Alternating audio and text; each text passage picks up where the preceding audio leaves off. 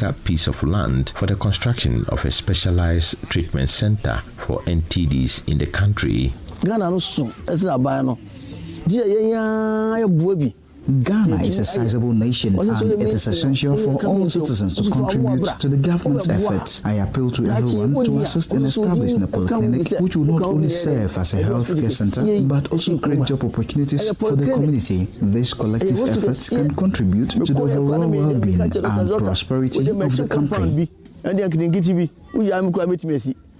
The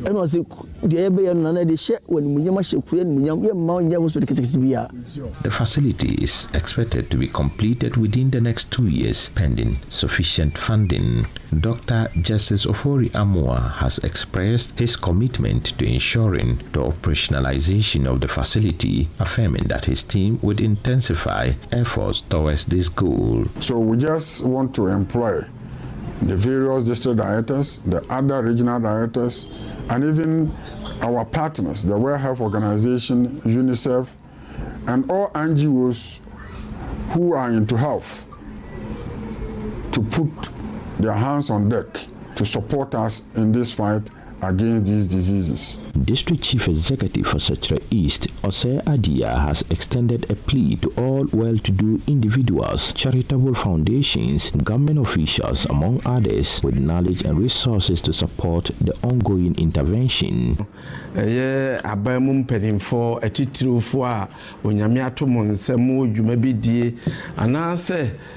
heartfelt plea is extended to all well-to-do individuals, charitable foundations, government officials, pharmacists, and health practitioners with knowledge and resources to come to our aid in Setre East. Your support is crucial in helping us eradicate this disease and improve the health and well-being of our community. Together, we can make a meaningful impact and create a healthier future for all. So far, as I've outlined here, the diseases are still there.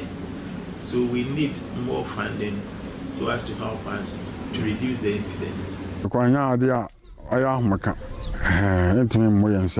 Breaking the chains, one community at a time. A report by Mohammed Nuruddin. Na yehwehwe nomam amanfo ba DHD ho ankwada ne mpanyimfo na yade na amode ba na yade kro nyina ayo mo amodwi omo ho.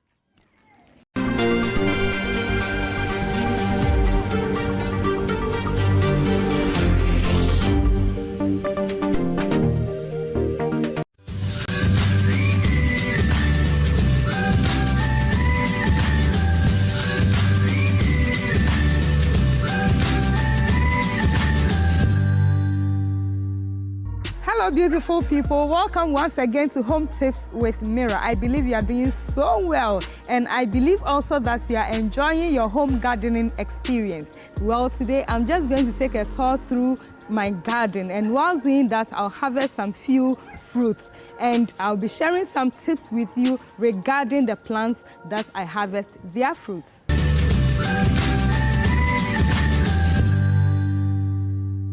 This is cayenne pepper. Very green, and when it ripens, it becomes red, and we call it chili pepper. So this pepper has a component that is called capsaicin, and it is very good for your heart health. Not only our heart health, but you know, it helps with very important organs in our body. According to research, those with high blood pressure, when they take chili pepper, it helps them a lot. This pepper is very powerful. It is used as a stimulant in traditional medicine. So when you boil your pot of medicine, you'll be advised to put just 1 or 2 on it. It helps to stimulate the action of other herbs. It is also used as a pain relief. So get the red one, the ripened one, grind it and put it in a carrier oil, which is either coconut oil or olive oil, and keep it somewhere in a cool place. And wherever you are feeling joint pains, you can just apply some topically. By topically, I mean on your skin externally. And please be mindful that it burns a little. So you just have to be cautious of the number of pepper you include in the carrier oil. Another use of cayenne pepper is that it is used to control pests in your garden. You can grind and mix it with your herbal remedy for pest control in your garden. And I just want to share with you that this pepper is very good because when you use it, you know, it benefits your body from head to toe. So please, when you go to the market and you see cayenne pepper, please try and get some. Or better still, just get some seeds and plant some at home.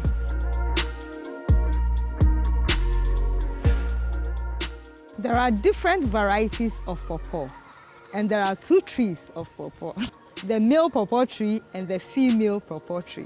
So how would you know that, okay, I have some few pawpaw seedlings at home, but this is male and this is female? Well, you would have to wait till they develop the flowers. Then you can use the flower to ascertain whether it's a male or a female. So what I am standing beside now is a male pawpaw tree. You can tell whether it's male or female by the kind of flowers they produce. This is a male pawpaw, like I said, and look at the flowers. The flowers have been produced on a long stalk like this one. So a long stalk, and it has clusters of flowers on it. But the female pawpaw tree is not like that. That one, the flower is attached to the tree of the pawpaw. It is not like the male one that develops on a stalk. Like I said, it is attached to the tree. So this is a female. All this will turn into fruits of pawpaw. And the male pawpaw also bears flowers early. So if you have like 3 or 4 pawpaw seedlings at home and they have grown a bit, one thing that you can know is that the one that will start bearing flowers early is a male pawpaw, not a female one. Although the male pawpaw tree doesn't bear fruit, it has a lot of uses, right from these flowers to the leaves to the trees. In fact, you can even steep these flowers in hot water. Wait for about 10 minutes and then just scoop the flowers out, and all the nutrients in the flowers will be seeped into the tea, and you drink it for your maximum health benefit. If you want to have maximum yield, let me share a secret with you. When my pawpaw tree was growing up, I had to cut it. It wasn't a pleasant experience, but I had to do it because I wanted maximum yield. So I cut it, and then when it was growing back again, I had 2 branches. And now I have over 50 fruits of pawpaw on the trees. 125 here, 25 there. If you have pawpaw tree at home and you are sure that it is female, you can cut it and you can have like 2 branches, 3 branches, or even 4, or even more, depending on the soil condition and the weather conditions and all that. This is a butterfly pea plant. It can be used as an ornamental plant as well, but it has a lot of medicinal uses. You can brew the flowers as a tea. You know, butterfly pea plant can be used as a colorant, food colorant. You know, it can be used in ice cream, it can be used for mocktail. It gives it this bluish color. According to research, one benefit of this tea is that it helps to reduce stress, and in fact, it benefits your whole body. So I just want to recommend this butterfly pea plant tea for you. These are some few plants that I have harvested, and I believe you have enjoyed learning some few tricks that I shared. With the butterfly pea plants, this is what I have air dried in my room, and they are well dried now, so I'm going to bag them in the Ziploc, and then I'll keep it in the fridge. And the fresh one that I just plucked, I'm going to steep it in water, and I'll use it for my tea right now for you to see.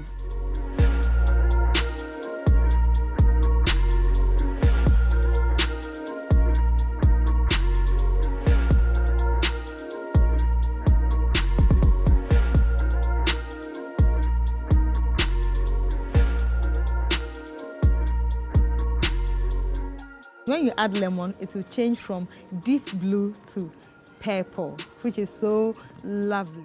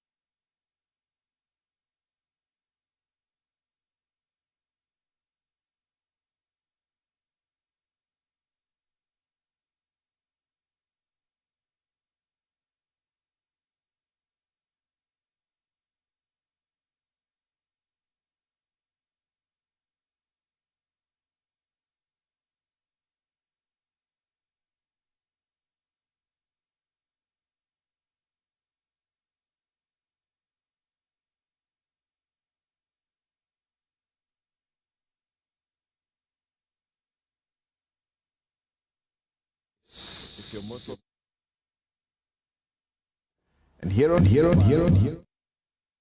we put Ghana first. In this 24-hour economy, that's supposed to be the government's major policy for job creation.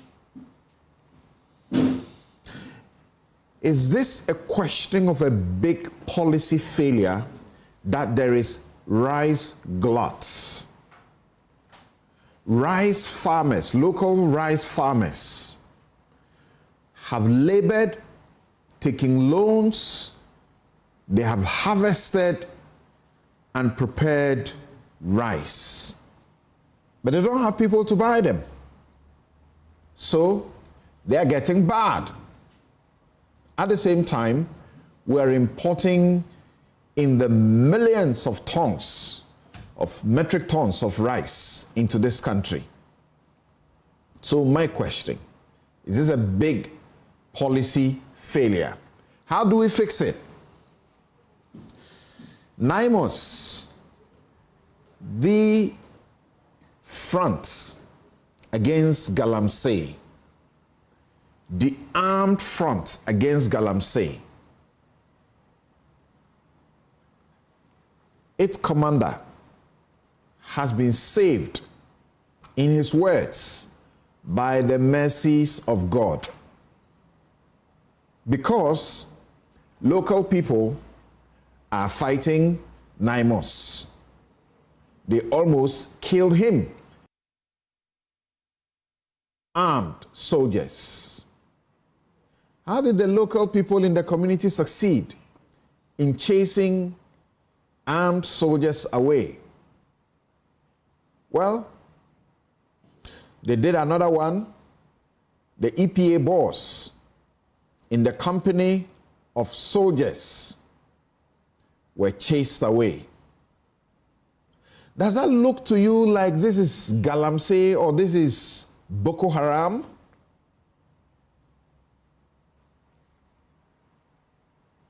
Do we need to change how we are approaching the fights?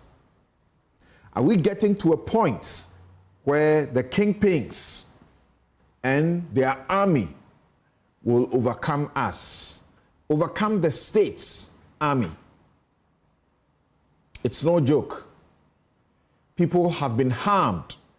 Journalists have been hurt, and they could have died. Chraj has just released a report. It investigated allegations of fraud, allegations of corruption, wrongdoing in procurement against the GRA, and found its head at the time, Reverend Amishadai.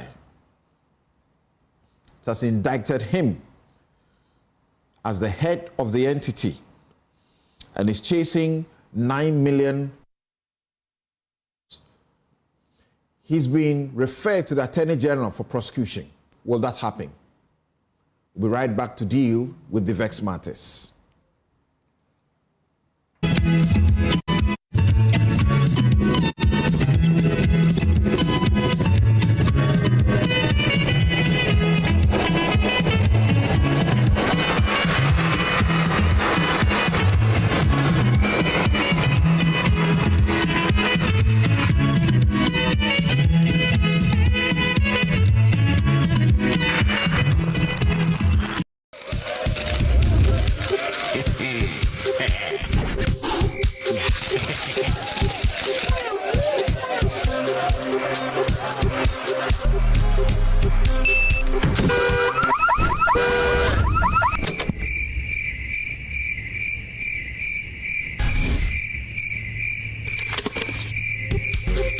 What will you do when you win big?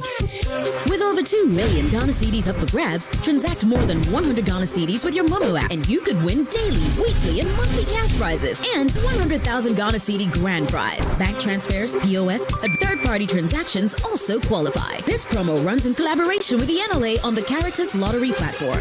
Terms and conditions apply. For decades, we have helped businesses connect with their trade partners all over the globe.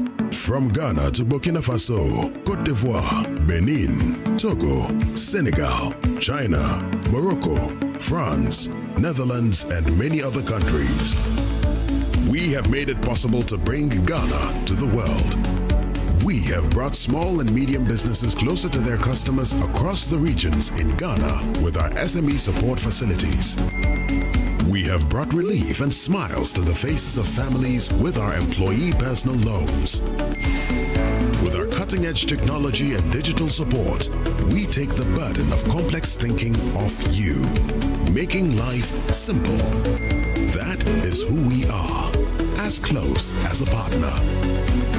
Bank of Africa. We are indeed the African bank with the global reach.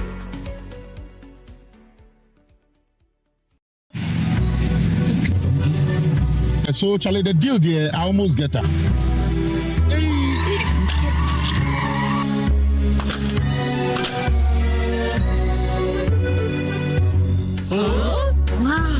Syntax pipe, as tough as it can get. You just so sorry with your back, sorry. Oh, what you was that thing? Hey, what the cat never wound you with your fashion. Hey, now I'm pipe. Between a fire and carbon. Hey, madam, pipe, man, you. A syntax pipe. Metono, Omukacham send a one day pa. Say a fee, say a foam. The other pipe we be a yen gum. Syntax pipe.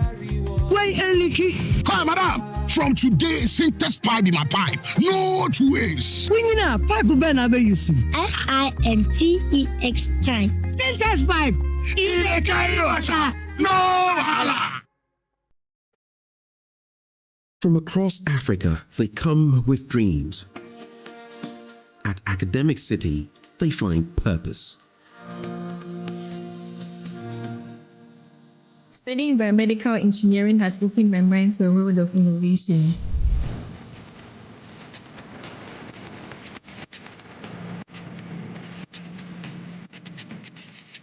As a parent, seeing my daughter class at ACT gives me peace of mind.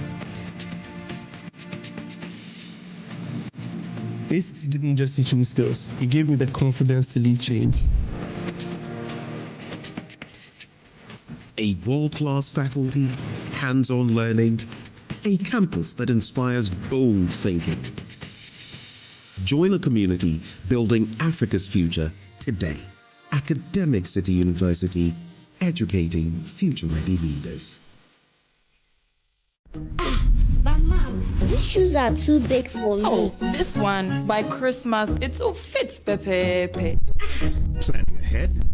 It's in the DNA of Ghanaians. But this has your name on it. One day, it will be yours. Thinking beyond today has always been a part of us. But Dad, the water is flowing.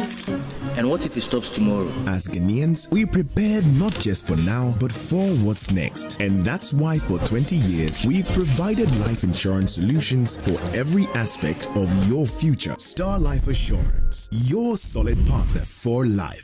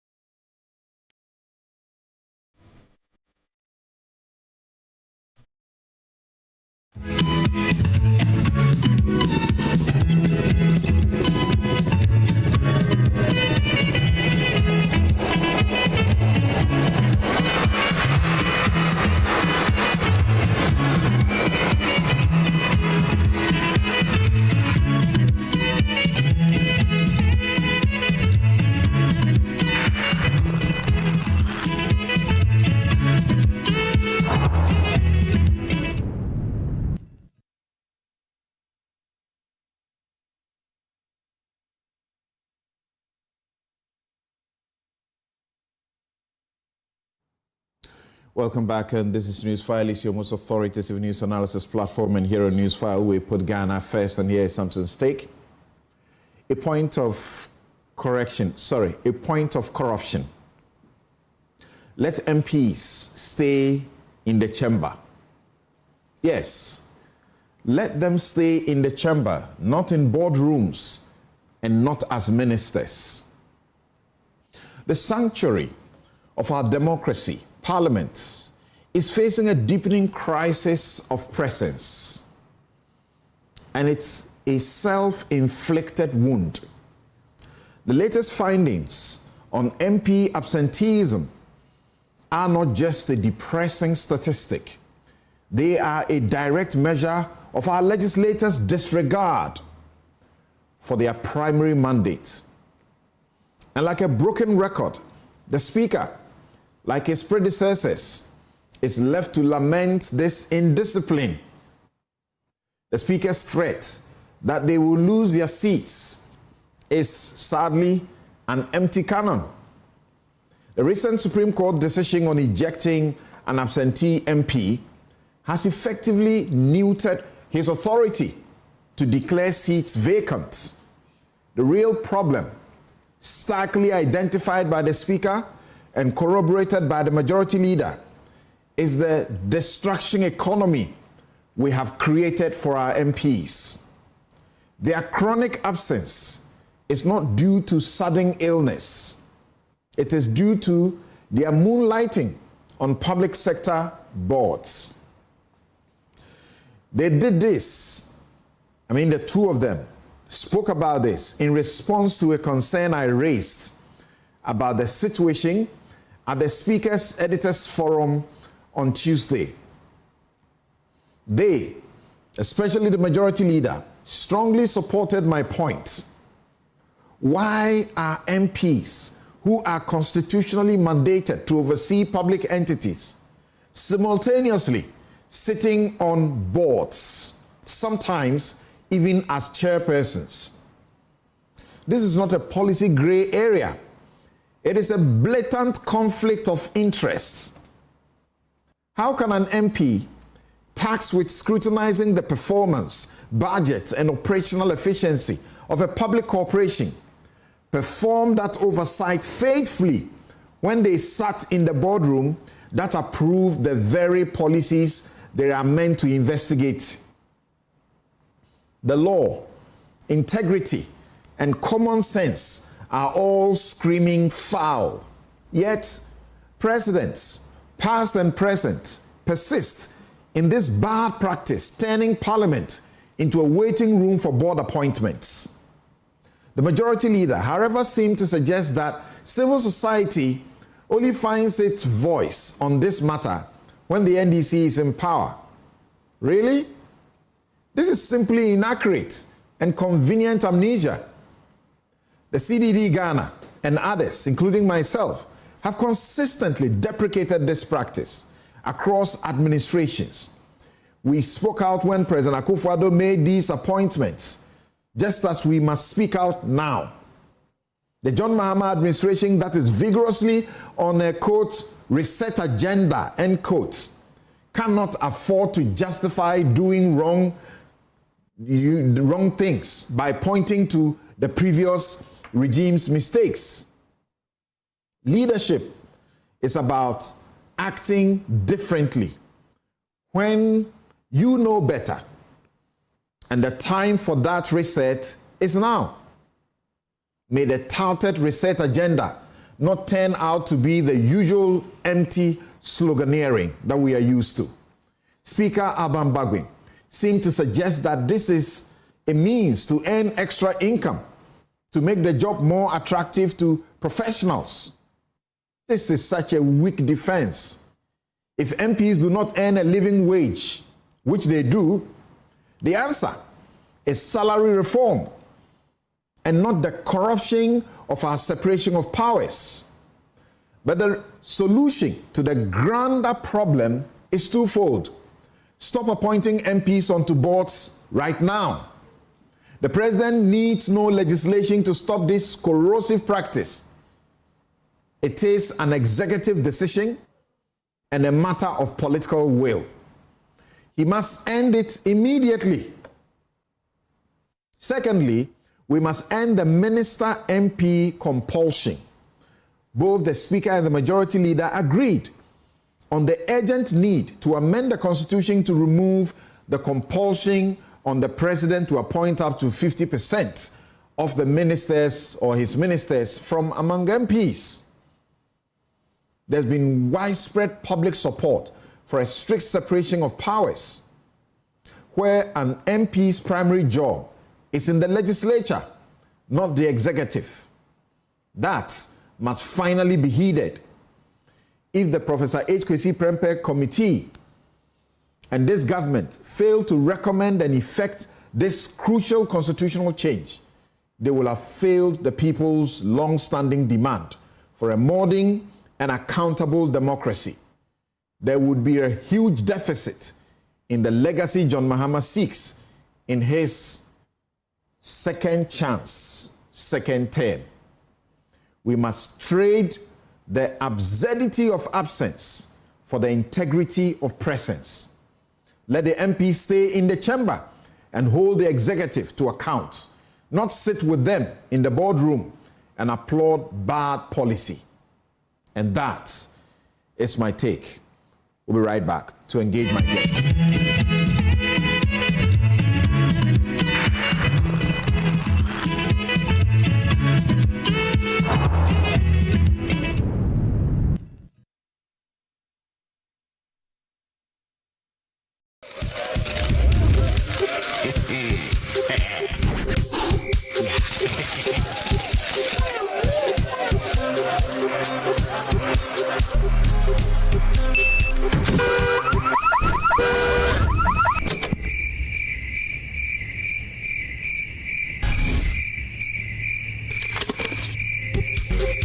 What will you do when you win big?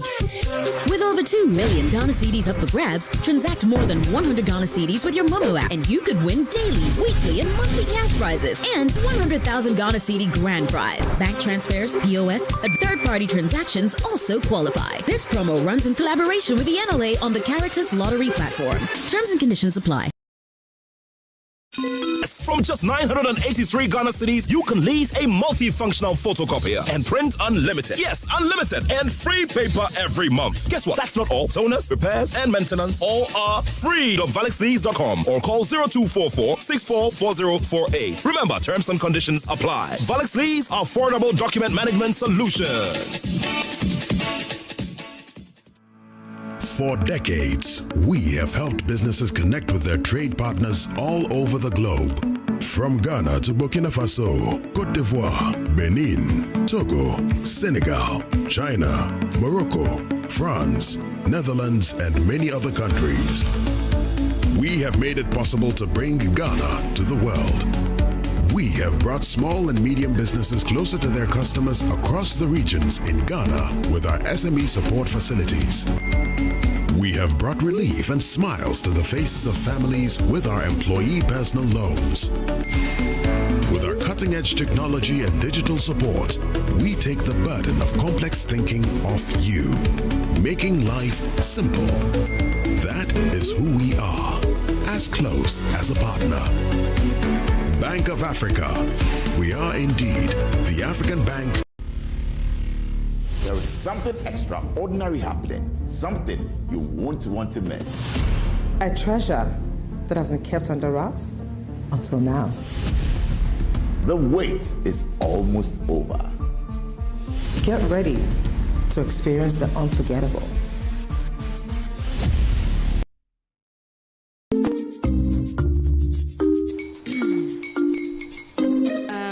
Kwame and his uncle are almost here. Wait a minute. This one too, your friend Kwame. Wait, Kwame. As in the same Kwame again? Yes, Mommy. I'm the second coming. Into all this tension just to reintroduce that broke boy from Kaswa. Why would you deceive the family like this again? Now I understand the whole delay. Trotro from Kaswa. Why wouldn't he be late? Or being late, of course.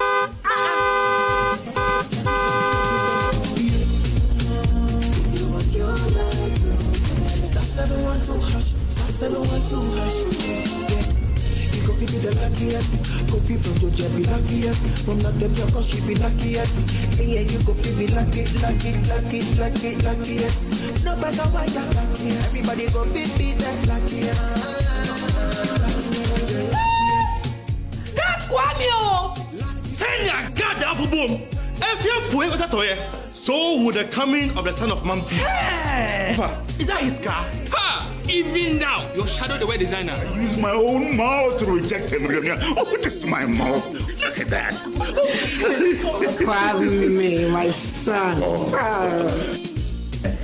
Now, tell me the truth. How did this all happen? Oh, mommy, simple direction. Mr. Good Luck no check me well. Yeah, mom. Easy car. Or dial star 712 hash. The devil is a liar. He picked his ticket and entered his lucky 5-digit number. How much baby? Oh, how romantic. And he followed the prompts, yes. And then boom, confirmation test. One quick, pick 5 numbers for me, okay? I'm feeling like 7. Star 712 hash. Choose your ticket. Enter your lucky number. Follow the prompts and let destiny handle the You see how they love you now? Yo, do you have family before December, may release a motivational album. Patapa, my super. This promotion is regulated by the NLA on the Caritas platform.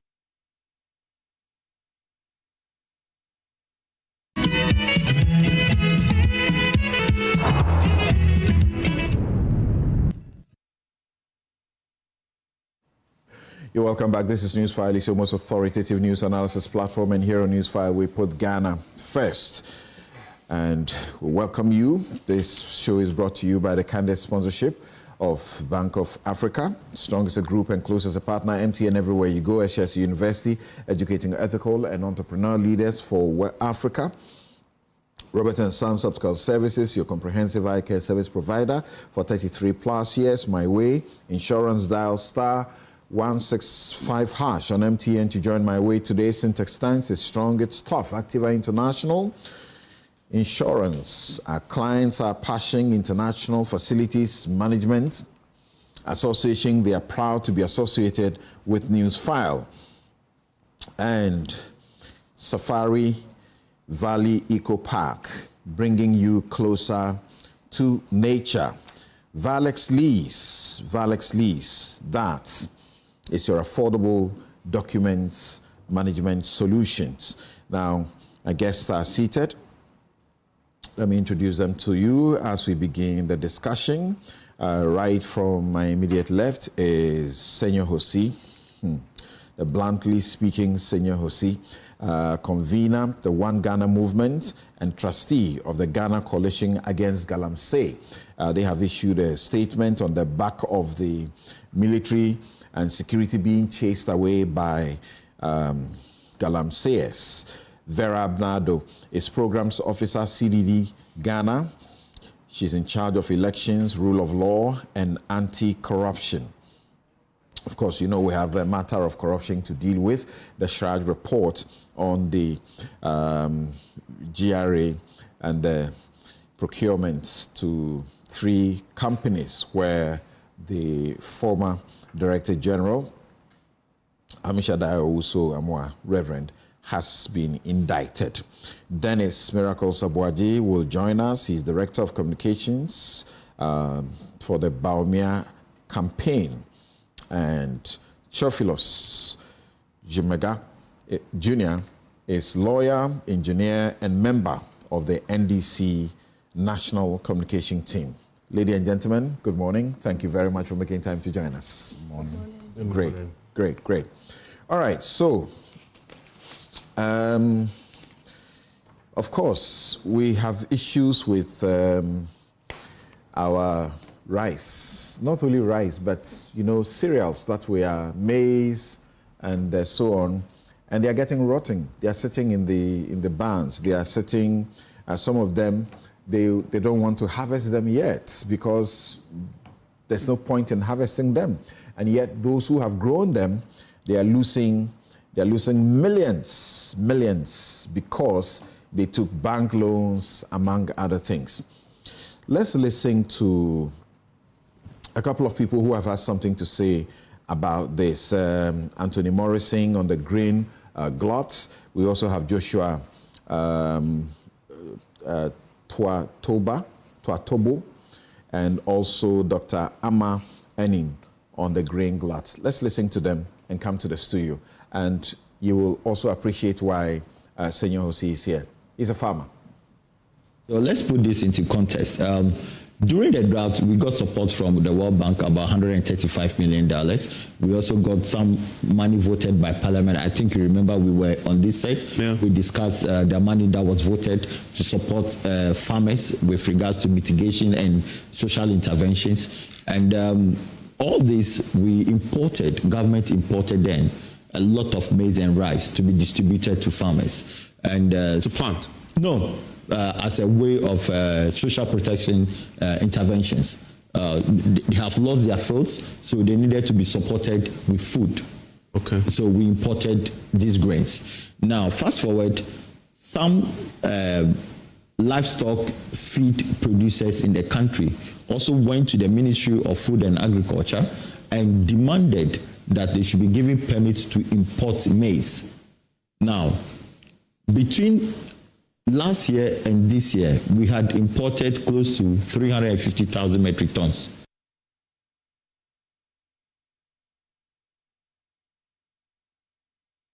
My explanation is different because what is causing this drought is not, this glut is not because of the drought last year. It's just because there is no buyer for the rice. I can tell you that from October last year up to now, as we are speaking, all the major millers of rice in Ghana have stopped milling. For the first time in 10 years, Avnash has not bought a single grain this year. Avnash is one of the biggest rice millers in the country. And why? Why haven't they bought any? Why haven't they bought any? Yeah. Why? Because when you talk to them, the reason they haven't bought is because there's no market. I mean, there's huge influx of rice browns from Asia into the market. If you go to Wale Wale now, or Bolga, or you come to Tamale and you visit the shops, thousands of different brands. What happened was farmers produce at a certain cost. At the time they were producing, the dollar was at a certain rate. So they bought fertilizer at a certain rate. They got input seed and all of those things at a certain rate. When they were done and they harvested, then the CD started appreciating. So when that happened, then it became cheaper for people to bring in rice, foreign rice. And so people brought in cheap foreign rice. Farmers had produced at a certain cost. And so the foreign rice became cheaper, and buffer stock was also in transition. So there was a change over in government, and they weren't buying as they were supposed to. So there was quite a little bit of a murky situation at the time. Right. So we have been doing very well in importing, rice. As the Financial Times reported sometime in February of 2023, we have spent about 6.8 billion Ghana cedis, they're approximately $560 million in importing rice into this country. This is not different exactly from what annually we appear to be spending on this cereal. And we have continuously encouraged our farmers, local farmers. They should grow the rice, so we can be self-sufficient, produce them, here, and also finish them up here. And this is the circumstance where they find themselves. They will go rotting. They are sitting in their warehouses. And now they have to harvest again. They are not even, thinking about that because no one is buying them. Let me begin with saying, this is a major policy failure for someone like you who is directly involved in farming in rice? How bad is the situation? It's terrible. But this is not a glass problem, so it's not a glass, clearly a policy failure, and I don't think governments take rice seriously. They just pay lip service. And I still don't see the policy direction, really, in this particular matter. And it's a very simple matter. It's a cost matter. It's a cost matter. The local rice has two issues. One, there's a behavioral issue that has to do with utility from people's taste preferences. That's one. But if you get to understand local rice, you realize it's actually tastier than all the basmatis and all that. Correct. It's very easy. Anytime I do blind tasting, everybody just takes the local rice, running for jollof, everything. It's the best, anytime. I'm not a rice fan, but when I taste local rice, I get stuck to it. And I think we are sort of overcoming that. The real thing is the economics of it.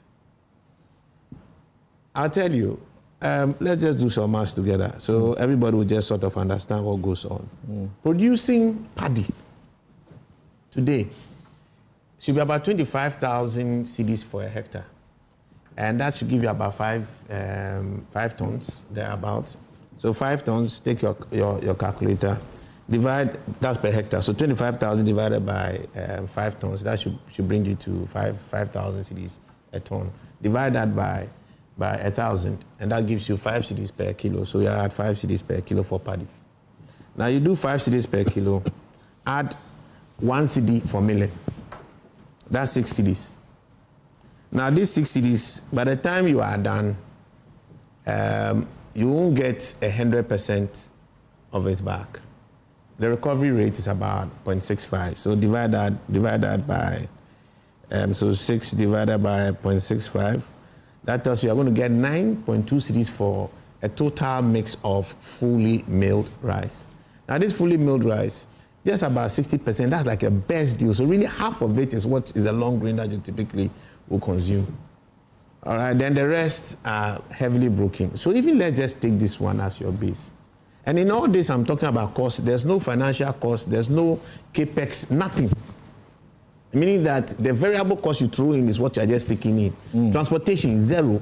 Margin, zero. I'm just telling you, pure cost matter. Right. Then you come and see what's happening on the market. Now multiply this by 50 kilos. This is 461 cedis. No capex, no transportation, no margin. Zero, nothing. No loss from carriage. Now, forget about that one at all. Nothing. This is where you are. 461 cedis for 50 kg. And this is not long grain. This is scattered thing. All right? The long grain today, which is just about 50% of this 460, one mix of a kilo, is sold today at about, for the imported ones, around 400 for those ones that compare. 400 cedis. So even at 400 cedis, getting an import at 400 cedis, your local rice production costs nothing added. All right, it's 461, and it's not even at, it's not 100%, it's not a 5% broken level. So this one, practically 40% of it is broken. Only 60% is long grain. So if you actually want to match this, then means they are actually going to be going up in cost at around 600 cedis. In cost. So the rice today, even in the places where we have produced rice, you find more imported brands on the shelf than you find here. But this is the real cost of producing it. And this is raw, bare bone. No financial cost, no transportation, no middleman margin, nothing. This is where we are. Who is going to buy? Now, the person has produced this at 5 cedis. And zero margin. And this 5 cedis is one of the efficient,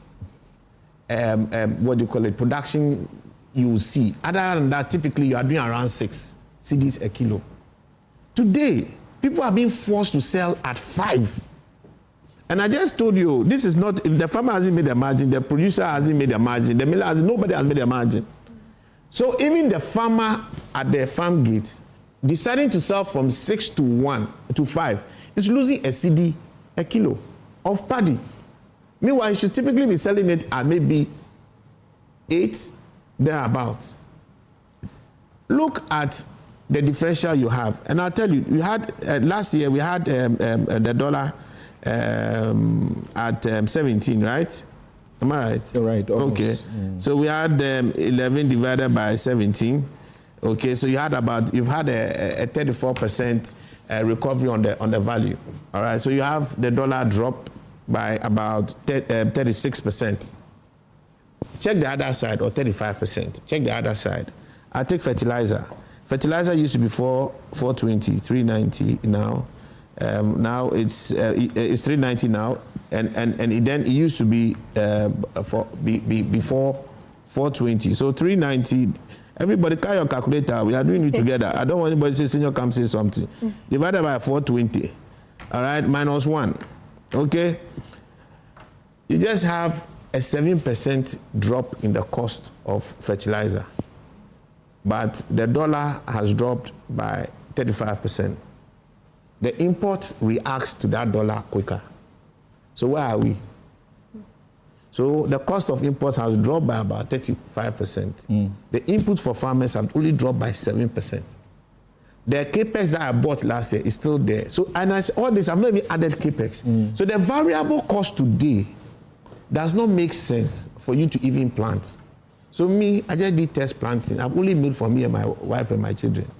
If you come to my house, you eat some. I'm not selling anything. This year won't get rice to buy from you. No, forget. I stopped though from last year. I knew that the policy was wrong. We did a bit more, a little last year. I was doing 1,500, almost 1,500 acres a year. And I smelt my pepper. And I realized the only way to fix this is for us to have proper policy. Our policy makers either don't know what they are doing or they are just stealing. What will make this right? It starts with policy. So I'll tell you the other bit of it. And it's all driven by the importers. They manipulate the market. When I went full haul, and I want to commend the likes of Dansaki, EcoBank, who really funded me and supported me at the time. They saw it. I started in August because there are different seasons. So the first season, maybe around August, you should be planting for the second season. You do that earlier. You probably harvest around June, July, and a bit into August, depending on your timing. But so if I really want to hit the Christmas, we are planting, we are preparing land again in August. September, we are in. Early December, we have harvested, we are milling, we are hitting the Brunia market. Paddy was 2-3. It made a lot of economic sense. I was investing a couple of $1 million in trade and also in capex. All right, building one of a very modern, mill, world class. By December, it was 6,500. And I have a fair party pricing model because even though I own the land, I do in-growing with the people in the vicinity. So they bring their labor, I don't pay them. I give them all the inputs. They work on the land I have leased from the irrigating facility. And then we value it based on the market. Then you have the importers come around, buy some small 2-3 tons, and you used to redefine the price in the market. So they'll sabotage you. So your price goes up, and that becomes the cost of production, which is equal to the importers' retail price in Accra. First, I couldn't make sense out of it. Even when the dollar was recovering, it was still going up. Only for us to come and realize that this is what the importers were doing. At that point, I realized that if you don't have a way to control that thing, they'll keep messing us up every day. And the only way to match this is what the importers. What is this that they were doing? What they were doing was to influence your cost of production by influencing the cost of paddy. And they don't have to do too much. They have no investments. They don't own any mills. If they own mills, it's very cheap, some useless thing. And they will just come, whilst you are dealing with maybe 4,000 tons of paddy, they'll go next door and then double the price of their paddy for just maybe 10 tons. Or 5 tons. Then suddenly that will define the price for the entire 4,000 tons that you are carrying. Now that 4,000 tons will actually lead to it being the cost of your production when you even try and process will be his retail price. His retail price in Accra. You can never compete with that guy. So right ab initio, you are making a loss. Because whilst he has influenced your cost of paddy, he has reduced his retail price for his imported rice. Guess what happened to me? I had to suspend my staff because I was now incurring a cost of 6,500. And these same importers came back and came to buy my paddy from me. After junking up my price to 6,500, they came back to buy it from me at 4,500 because they realized I couldn't mill and I was stranded. It was it's simple. So quietly, I packed myself. And I told government at the time, if you want to deal with this thing, it means you must align production with your import policy. Ideally, I'm giving you a quota to import because I want to ask to become self-sufficient with rice. If we are consuming 1 million metric tons of rice, for example, I'll give you maybe 100,000 ton quota for import. But it means that over the next 3-4 years, you should compensate it with production of equal. So there's a certain monetary mechanism in place. Now, if the person importing and the one producing have the same interest, because I'm importing, you not, for the lack of a better word, screw our production. You'll be fair and balanced with it. In another 4 or 5 years, we can be self-sufficient as far as rice is concerned in that matter. But now, that aside, now you come to the current situation. The current situation, besides this risk that existed, which will always be there, so you see a lot of people go in and they come out. The other bit has to do with the cost of production today. And that's why I was quite disappointed with the way the government managed the recovery of the currency. Honestly, we definitely needed that one, but I don't think that policy was well balanced looking at the implication on local production, which comes back to hurt us in the long run. So there's a short run look at this recovery, and there's a long run look at it. There's a total fiasco as far as you look at the long run one, because there are also no interventions to manage the local production shocks. So we've come down. Everybody is, hey. What has gotten cheaper is imports that have gotten cheaper. But local production has gotten worse because local production cost is still the same. The salaries that we had when the dollar was at 17, I don't see those salaries going down because dollar has gone down. So they have a number of things that still stand where they are. Our cost of funds has fairly changed. Just until recently that we're actually seeing maybe a downward for corporate borrowing or farmers borrowing, not government's treasury bills. Yes, they've done very well with all that, trying to deal with the macros. But how the macro relates to the micro has not been well thought through. And again, political thinking. That's why I say sometimes the thoroughness of policy is a problem in this country. We do more politicking than we do proper policy making. How are people having a 7% drop in fertilizer going to be able to match a 35% drop in the cost of imports, assuming world production is the same? Where are we buying from? We are buying from Thailand, we are buying from Vietnam. Do you know what they do in Thailand? The government assures them of the price of paddy. The price of paddy. You go, I think it's 9,500 baht or whatever their currency is. Today, it's fixed. So they give them different incentive to make sure that the cost to the farmer is always protected. Today, what are we getting from Ghana? Government has said buffer stock something. I think they are giving us about 625 cedis a bag. All right. Okay. So if you are going to match that quality to a certain point, maybe you get to around 550 cedis or 600 cedis your cost. Now, how do you recover your capex? How do you recover your financing cost? The price that has been set, I'm going to come to something else there, is not viable. It is better than maybe you may have now, but you're still making a loss anyway. Then this other part, go and give buffer stock the food, the produce. You stay for 1 year, your money hasn't come. You must not go and lie on the floor. So it's either we are not serious about agriculture or we are just intellectually bankrupt, morally bankrupt to want to fix what is the easiest win in our country, agriculture.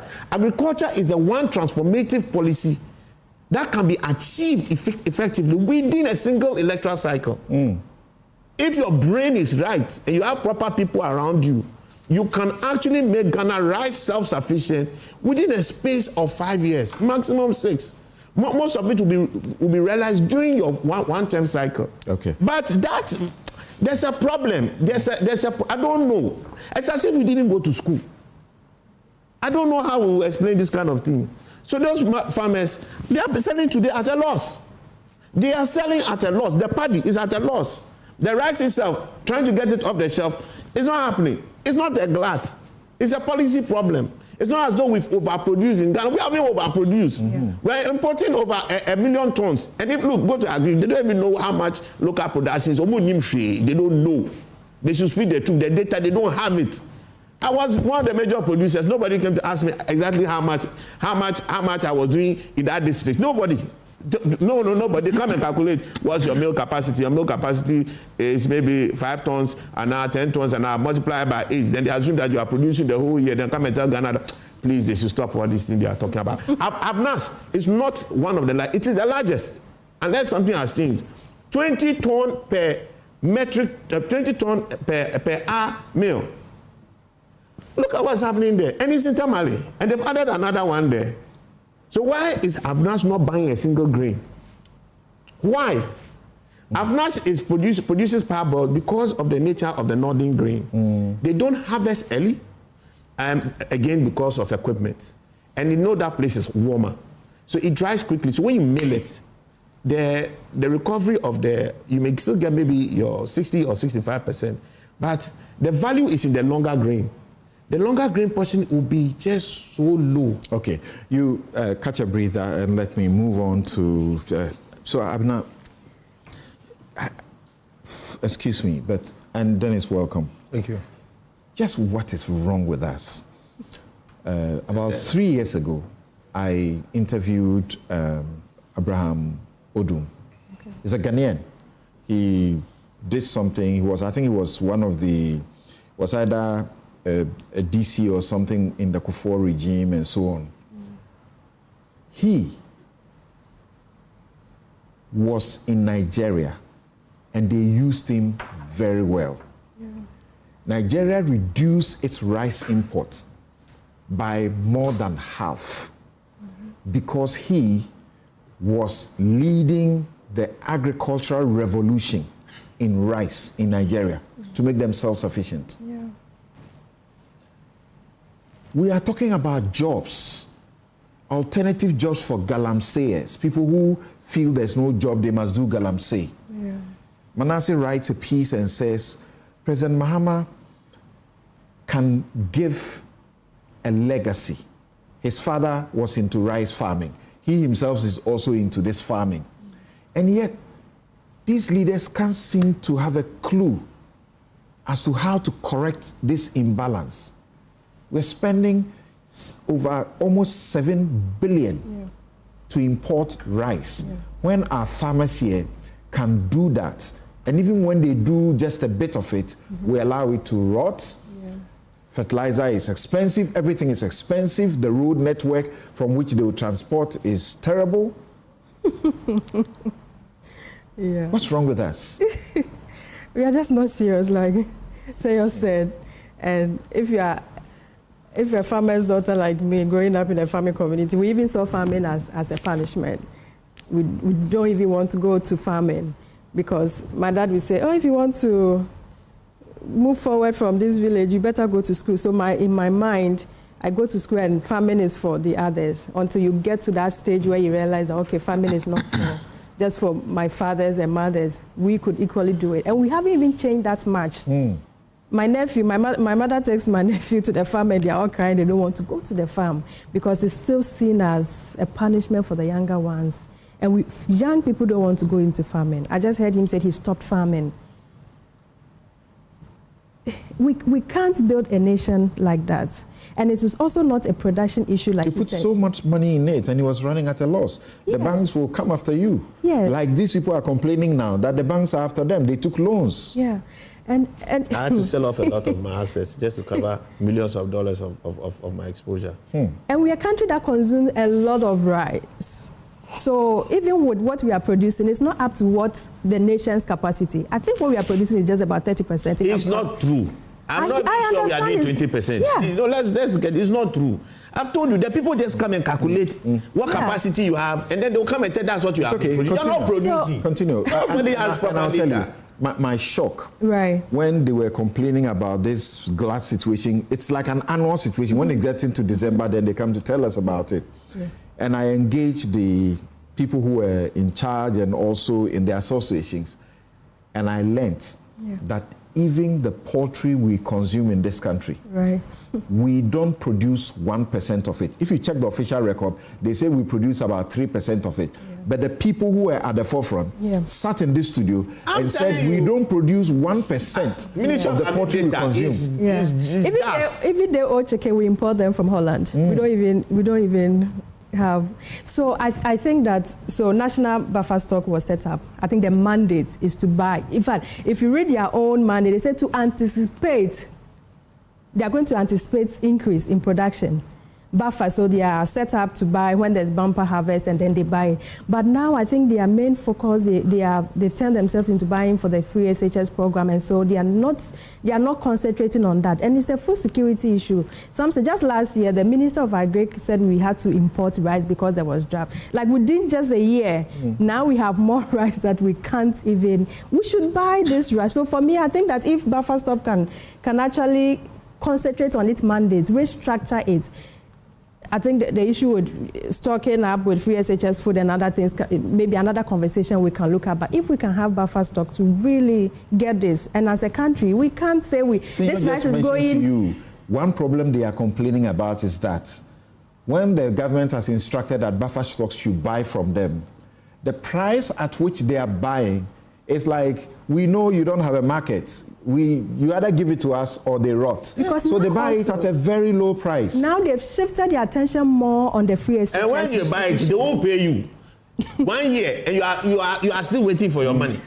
So the attention is more on the free SHS food. And if we can just take that away from them, then they can concentrate on it. We can have a conversation with them. How do you buy it? How do you need resources to buy the production at a good price? In fact, another point is to have them provide security for farmers. And so they are to serve the interests of the farmers, the interests of the country as part of the food security agenda. So if we can have this go out and then all their need, in fact, to even do that, all their warehouses, I'm not sure if they want to buy it now, if they have warehouses for all their warehouses are being stacked with free SHS food. Now it's centralized. The schools are not even buying or purchasing their own food. So maybe we can take that from them, let them concentrate on. Then we can talk about even buying, the price at which, and then paying farmers as well. Because the way we treat farmers is really terrible. I go home and my mother brings he said, oh, why? She's excited. She brought pepper that, at this time I tried to do pepper, and I'm like, how much are you going to sell this? It's like 80 cedis. I'm like, huh?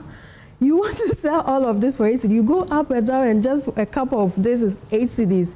Sometimes we even want to tell her to stop farming, so that we just give her them, because she gets money, she wants to buy this, she's investing everything into the family, and nothing comes out. We are like, we haven't seen you bring anything. We are still taking from us. So we are not doing, and with this, you think I want to stop what I'm doing to go and enjoy my mother. So that is a real challenge that we need to fix as part of the employment issues, as part of food security, because we can't continue like this. That is what buffer stock was set up, and we need them to really work on their mandate. And for me, my second point, Samson, is that the cost of production, the farmers spoke about it. Access to credit. Sometimes what government will do is free fertilizer distribution, seedlings distribution. I think that is easy for government to do. We hear more of that. But the cost, our farmers are not competitive in the market. When the government introduces fertilizer into this country, it gets smuggled. Yes. These days, have you been hearing what the political parties have been talking about, how the fertilizer that was supposed to go to the farmers was being handled?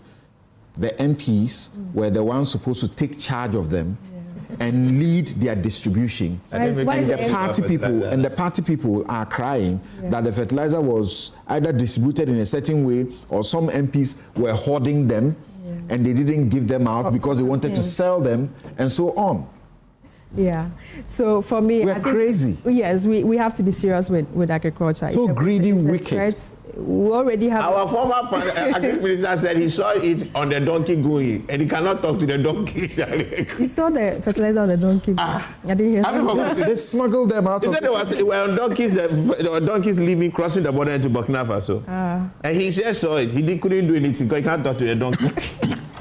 So just to say that I think we have to be serious with this, and we don't have to let this even move beyond. It shouldn't have been an issue if buffer stock is doing what they are supposed or set up to do. And we should, I think, by a close of this month. According to the Attorney General, the people who run the buffer stock, yeah, they are richer than the buffer stock many times. And you know that they are not set up to do that business. That's why there are lots of scandal going there. That is not their mandate. That is not what they are supposed to do. But now they've turned this whole thing about procurement and giving the contract. They are buying school feed.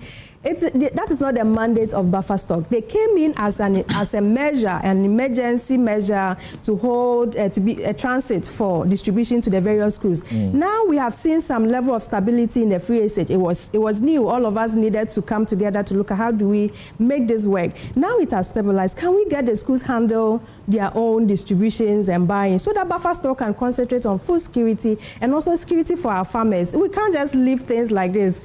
Theophilus, you are preaching, your government is preaching and kokon kitinkiti and all of that. I really pray that it doesn't end up in the normal sloganeering that we are familiar with with the political parties and their policies. What do you know that the government is doing about this situation? Because you're talking about 24-hour economy. What you mean by 24-hour economy is that there should be enough jobs for people. There are jobs in these areas. If the rice is not bought, there will not be jobs. People will not go in there. You know, Galamsey, we are looking for alternative, livelihood for the people.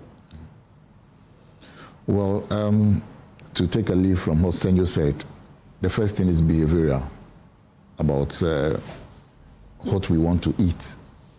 I mean, even if you take all our local rice and give to free SHS or school feeding, whether they would like to use that is another thing. Have you ever made a choice as a student as to eat at a place? No. That is why you have the capacity as government to drive and manage that demand problem. Okay. So that the first one is the behavioral. And you see, there had been some times, and you mentioned, when we had the LI 2432 about import or export of grains in this country. That is still in place. However, having placed a ban on the export, we are importing. And we import a lot as compared to previously. So my understanding is that there is discussion ongoing for a bit of relaxation of the LI 2432 so as to allow our people to start to export some of the grains they produce. The other thing is that, as Senyo mentioned, the effect of having the stronger cedi is also making it that people shift to import more because it becomes more of an incentive to import. And that has been one of the things that the Bank of Ghana is working on. And to that extent, for long term, World Food Program, I understand, is talking to the Ministry of Agric, is talking to World Food Program to see if we can have the sort of meals that produce the perfumed ones. So that we have them, Fonye. Yes. We have them. The World Food Program matters. Has it got anything to do with this? Senyo, I put up a mill. I have a 3,000 ton silo. Senyo, let me count that. That thing is sitting there. You run your machine twice in a year. Senyo, I'll come to that. 2 months in a year, and we are talking about capital. That's not the problem. Right. Senyo, you agree with me that this has been a systemic structural thing for a long time. I agree, but you are in government. Yes, that is why we are going with the next person by you. I'm waiting for him. Let's finish him. Senyo, that's why we are going for all the conversations to see that we are able to solve this for long term, so that we don't have a piecemeal situation. Yes, Vera mentioned the idea about the use of buffer stock for free SHS, etc. Currently, what they are doing is that they are looking for patient funding. Those who want to go in and buy the rice from the farmers, mindful of the fact that we don't have money now to pay. And as well, you would have been aware that the president has directed that they release 100 million Ghana cedis, much as that is small, so as to purchase some of these from the farmers. So there is a talk ongoing, but the bigger thing is the bottom line, the systemic and the structural thing that has pervaded for a long time. That is what we need to address. And that is what the Ministry of Food and Buffer Stock are working on, to get that solved. If we are able to have proper storage facilities, we are able to work on. Senor, please. I'm holding him. Okay. Yes. And another thing is the import discipline, which you sort of talk about. We need to work on our importation of rice. And if we're able to put all this into proper perspective, Senor, we'll be able to reduce rice importation and feed ourselves using our local rice. That is what is ongoing at the moment. You sound like my JSS teacher, a great teacher. He said these things to us. Because something. I grew up farming. Yeah. I grew up farming, so I understand some of the things that are ongoing. And again, you see, much as we spend so much to farm, we don't get so much when we sell. And it's because you're even walking now, you see shops. American rice, Chinese rice, and people want to troop to that instead of the local one. The first one is the behavioral. Yes, I agree with you. I'll tell you something right now. Look at the price of what we call the wache rice, the imported one. It's around $290. It's cheap. I'm telling you, the cost of your production, without any margin, without even transportation, distribution cost, nothing, is around 460 plus. Yeah. You understand? Yeah. How can you match that one? So the consumers are rational. Even when you say it tastes better, and they get to agree that it tastes better, and the one produced here is what, over 50% more expensive. Why should the person go and buy that one? So is the cheapness that has driven the taste? Yes, that drives the taste. Not necessarily. Because if I can buy that for like 200, as he says, instead of going to buy for 460, not necessarily. I will continue to buy the less expensive one, and I'll get used to that one. It's only the bougie people who are looking for basmati, which is a tasteless rice. You are disgraced chasing basmati. I'm telling you, the average Joe who you are looking at, the guy is seeing a price of 219 cedis for a 50 kg wache level rice. That's what he would live with. How much is our own? Senor,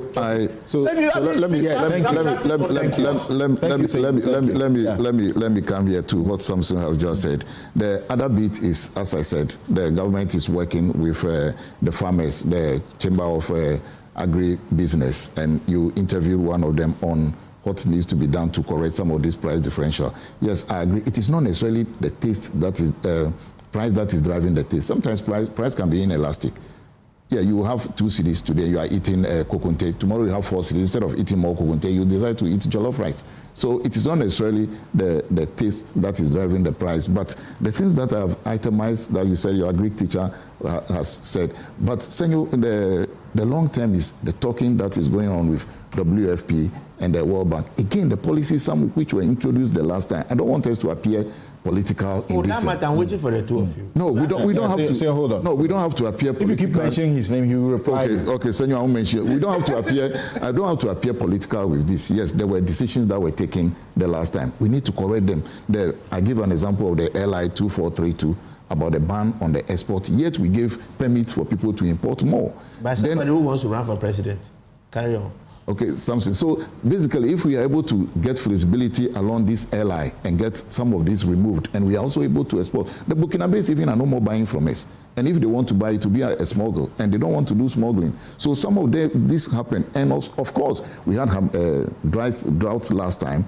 And we also have, for a long time of the areas, we only have one harvesting season.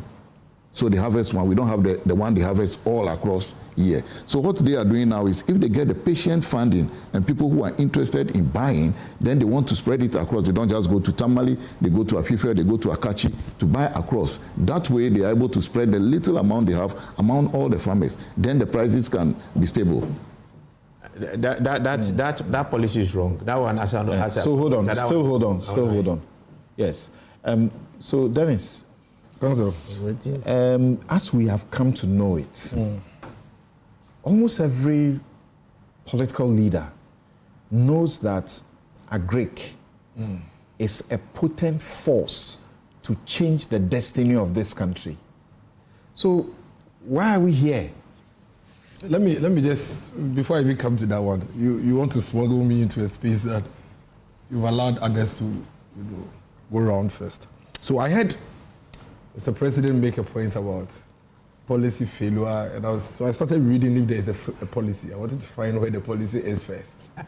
Because then I knew that if there's a policy, then I can interrogate and see whether it's failed. But then I realize there's no policy. But you see, this is the cost you pay when you artificially manipulate your currency. You see, economics, the way it works, you can't fake yourself around it. It will bite you at the bottom. And that's where we are. Explain what you're... He made the point, he explained it already, so that I can preserve my time well. That when people wake up one day, people who have gone to buy agric inputs at a certain cost, and they've put it in the ground, and they are waiting, they're only tendering the tin and waiting for it to get to harvest. Then just a few weeks to harvest, the currency, based on which they bought the input, drops by 30-something%. Then those who don't plant, they just go and buy that currency for free at that cheaper cost and go and bring additional rice. What's going to happen to the farmer? And we kept saying it, and we've been saying it, that we understand that the dollar thing is fanciful, it's beautiful, politically it's nice. But if you continue to treat it this way, several other real sectors of your economy will suffer. This is not happening the first time. No, I'm just saying. For as long as I have been host of this show, over a decade, it's an annual ritual. Yeah, that's why we are here. That's why we voted all those people out, and there's a new one. So let's deal with them. All those people don't matter. They are not. We don't care about them. They are gone. My point is that the currency manipulation you raise may not be the issue. So that's why when you came, you told us that you won't do that. You give us a sustainable currency. If you're not giving it, we'll tell you. Because you are doing what the previous people did. Why are you here? You're wasting our time. Let me come back to my issue. So you see, exporters are suffering because of this same currency manipulation.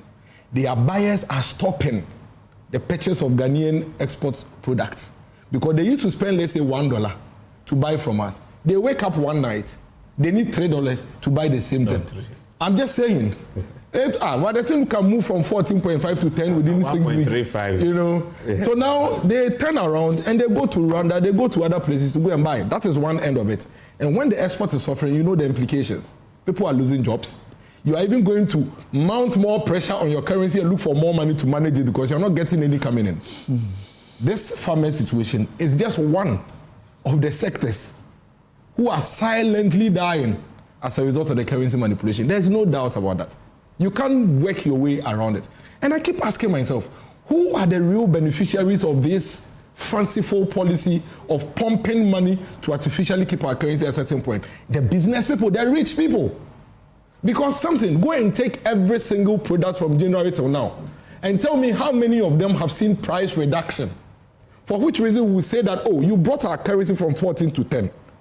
As a result of that, the pen that I used to buy for 1 cedi is now 70 pesos. Hooray. Prices have dropped. Oh, please. That's what I'm saying. Give me the how many. I was careful. You and I, you know you trained me. So I was careful with the choice. I said, how many? If you go to the housing sector, the construction sector, you can pick only 2 items. All the rest are going up. You know why? Because you, Mr. President, you know that when you go and buy dollar at 11.5, which is actually what the banks are selling it now, not 10, 11.5, and you go and import from China, you would never use 11.5 to do your pricing. You use 13. You know why? Because you are not sure whether by the time you are done selling the items you brought to Ghana, the dollar will still be at 11.5 or will be at 13. Because we're here in this country. When dollar moved from 14.5 on January 7th, dramatically, to 10.4 within 3 months. Then within 5 weeks, it moved from 10.4 to another 13. So no businessman in Ghana is actually using the exchange rates that the Bank of Ghana is quoting to trade. In fact, Council, do you know what is happening? The businessmen and the rich people are the only beneficiaries of the exchange rate manipulation because it is not passed on to the consumers. They go and buy it cheap when it comes plenty like we are doing now. Then they go and import and they keep it at a certain rate. That for me is something that we cannot pretend to gloss over. We can continue, but every month, every quarter, another sector like we are seeing with the rice will come up. Now, how do we deal with this? My view is simple. My view is that when I look at the figures, as for the data from the government institutions, me, I'm with Senor on it. It's all lies. Governments have no data. We don't have data. I'm telling you, we don't have accurate. And when I say no data, I mean accurate data. Yeah. We cannot even tell you in accuracy, how many houses we even have in the country in the first place. In accuracy. I've been a DCE before. I know what I'm talking about. We can't tell you in accuracy how many houses we have. In fact, when we even start doing the counting, by the time we are done, there's been more development behind us. By the time we are coming to run the analytics. Because it takes so long to... So long, because of the systems and the processes, that is one. Now, they tell you that, Greg, when I read those things and you see World Bank will come and pick some data from us and they are saying metric tons. Which metric tons? Who is measuring what? Who is talking about? How are they getting that data? I was prosecuting just in my district. Nobody walked up to ask me who. I don't know at the time who even had any kind of infrastructure as I had done. In fact, my project was the only project before MPP Nanado one. When it came to the water region, it was the only thing that the regional minister to come and show. We were a private funded thing. Government did not fund it. It was purely funded by me. Where you come? Who bet you who funds? Who bet you who funds? You didn't support the government enabling environment. Who bet you who funds? You didn't support it. But I'm just saying, nobody walked up to us to ask us what is our production level. For me to tell you that this is my outturn for the period, for the season, nothing. All through to date, nobody's come to ask. So the fact is that we don't actually have the real data. But we can work with projections. That is also allowed. In the absence of anything, we can work with some projections. What do you see or have known or identified, particularly that you are working with a campaign team for the former vice president, as what needs to be done about this sector? We need to finish. You see, we need to stop pretending and admit that the fundamentals of our economy, which we need to set as a base, is not there. And that includes data. And not just data in hard copy like we do even when I went to a campaign not as MC. Do you know why our property rate data is? Excel is, you know, Excel is not a data. Excel is manual. Let me put it that way. Excel is actually manual. If you want Excel to speak to data, you have to do some pivoting, do some manipulation. But the Excel as it was just columns. Serial number, name of property owner, then the property, then how much you should pay. That's how we had our data. Easy to miss. The point is that until we spend time to really build our databases across sector, identifying farmers and identifying them by their GPS locations and getting them to input. And when we say input, not the one that every time we hire temporary people then go and work and report to. We need farmers to be able to update us real time on their farms. How many more acreages they've added. You come to my farm. I have started farming. I've done 2 acres. You come and report and go. Next week I add another 2 acres. You don't have that data. And you are planning with the 2 acres. So it is fundamentally data. It is an issue of us admitting that we need to digitalize our economy. Now, moving forward, we have rice ready. You see, whether we like it or not, government has a huge responsibility to ensure that whenever we are campaigning or running advocacy for local consumption, we back it with our strength. How many secondary schools do we have in Ghana? Do you know gas? Even gas we eat. The rice that they serve us, then when they give us a stew that looks like soup, everything was separate. That's what we all ate. We enjoyed it. So why is it that government doesn't have a legislation, policy, whatever you call it, that makes it mandatory for every secondary school? It is without choice. Every secondary school, you need to consume only locally produced rice. Hospitals. All these hospitals, when the patients are admission, we feed them. Our prisons, we feed them. There are several touch points. Training colleges, several touch points, nursing colleges, several touch points where we are consuming rice, where government is actually buying rice. That's right. Remember, that's right. Government is the one buying the rice. Now, I hear he made a very important point. We may not be able to have warehouses, but who says government is the one supposed to go and buy and hoard? When we wanted to buy gold, what did we do? We carry money and give to private people to go and buy the gold and bring to us. So why? You are buying the rice anyway. If you think that it is a sector that is very, very, very much of importance to you, then that is not an excuse. Okay. Don't build warehouses to hoard it yourself. Just a quick What you need to do, and this one is not me being miracles and going after NDC. No, this is not an NDC business.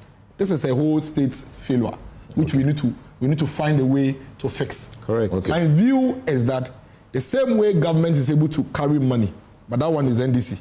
Because if they've been able to carry money and give to gold buyers, physical cash, to go and buy gold and bring to government, then you should be able to carry money to give to private people, to go and buy the rice, aggregate them, keep them somewhere, then as and when your beggars and your matrons in hospitals and schools need them, they go and also buy it and then go and cook. If you do that, you are guaranteeing the farmer a certain price and a certain buyer. In that case, two things will happen. They will not have a situation where we are having now where the rice is stuck.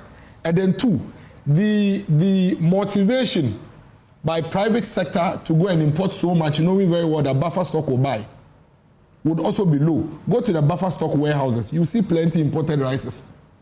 That's true. That has been brought into the country. That is true. You understand what I'm saying? This is something that government could have bought. So if government is buying even 70% of the rice we have on the market now, the local ones that are stuck, if government alone is buying 70%, it won't go waste. The secondary schools will consume, the prisons will consume, the hospitals will consume, the training colleges will consume. Then at least these people would the have foreign the rice they buy is cheaper. Who is buying it cheaper?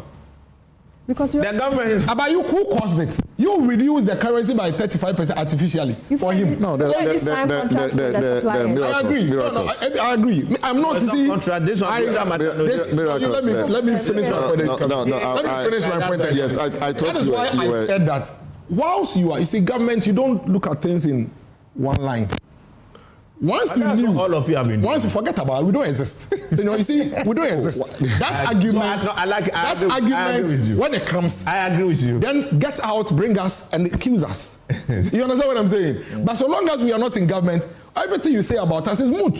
If you were coming into office to do the same thing, so let me land. Let me finish my point. No, let me quickly interrupt you before you land. Let me land. My point is that if you know that you have a policy of keeping your currency at a certain level, for which reason you do artificial injections, you must be mindful of the implications on the other side. The other cost that you will have to bear is to cushion your local producers. If it means buying their goods at a certain higher price, that is your cost of taking a decision on the other side. Every economic policy decision has a cost. Yeah. And you must be ready to cushion them and seeing that as your cost to bear, if that is what you want to do. Otherwise, you know what you have to do? Leave the economy. Invest in the real sectors. Yeah. Make sure that you give them time to be able to balance out very well. And that means that you support the rice sector. Let them be able to have the capacity, produce the kind of rice that your citizens want. Then they will have so much in the market that they can compete with importers. That would reduce the importers' search of dollar to go and buy more rice, and it will bring your dollar down. All right. And if you decide not to go down that serious route, but it just pumps dollar into the system to manage your currency, then maybe you must be ready to bear the cost of buying your local producers' rice at a certain price. So, Samson, let me just quickly add. I mean, it was so convenient for you to swerve the fact that I just wanted to read some. Okay. It's not convenient. Just a bit of a couple of lines from this piece that Manasseh wrote about where he is in the USA. Manasseh has been in the US. He's teaching, and he says that where I am currently, I realize that this rural state has nothing significant to boast about, apart from its vast and seemingly barren land, bereft of the trees and lush vegetation we have in Ghana. The state has no gold, no oil, no diamonds, or any of the many natural resources Ghana is glutted with. It is a dry, bare land, which is unfarmable in a greater part of the year, from fall to winter. Yeah. But with a population of less than 2 million, please note that, a population of less than 2 million, Nebraska has a GDP that is almost twice the GDP of Ghana. And what is causing this GDP? It says the state boasts of feeding the world. It is noted for large-scale commercial farming, especially maize, soybean, and livestock. He says his university football team is called something. Research in agriculture is a priority. The cattle population in Nebraska is about 4 times the state's human population, 4 times the human population there. And the state guarantees them a price. I said it. We know this is the same everywhere where they are doing well with the agricultural products. I said it. The state guarantees them a price and is actively involved in making sure that they produce. Something I was going to respond briefly to my brother here about the. No. I mean, we have been told over the last 8 years about digitalization and data. Which one were we talking about today? You said we never have data. So, as I said, yes, we have been told about data for the last. We should focus on data for the last 8 years. Which one are we talking about now? Why? You also mentioned about there's a problem.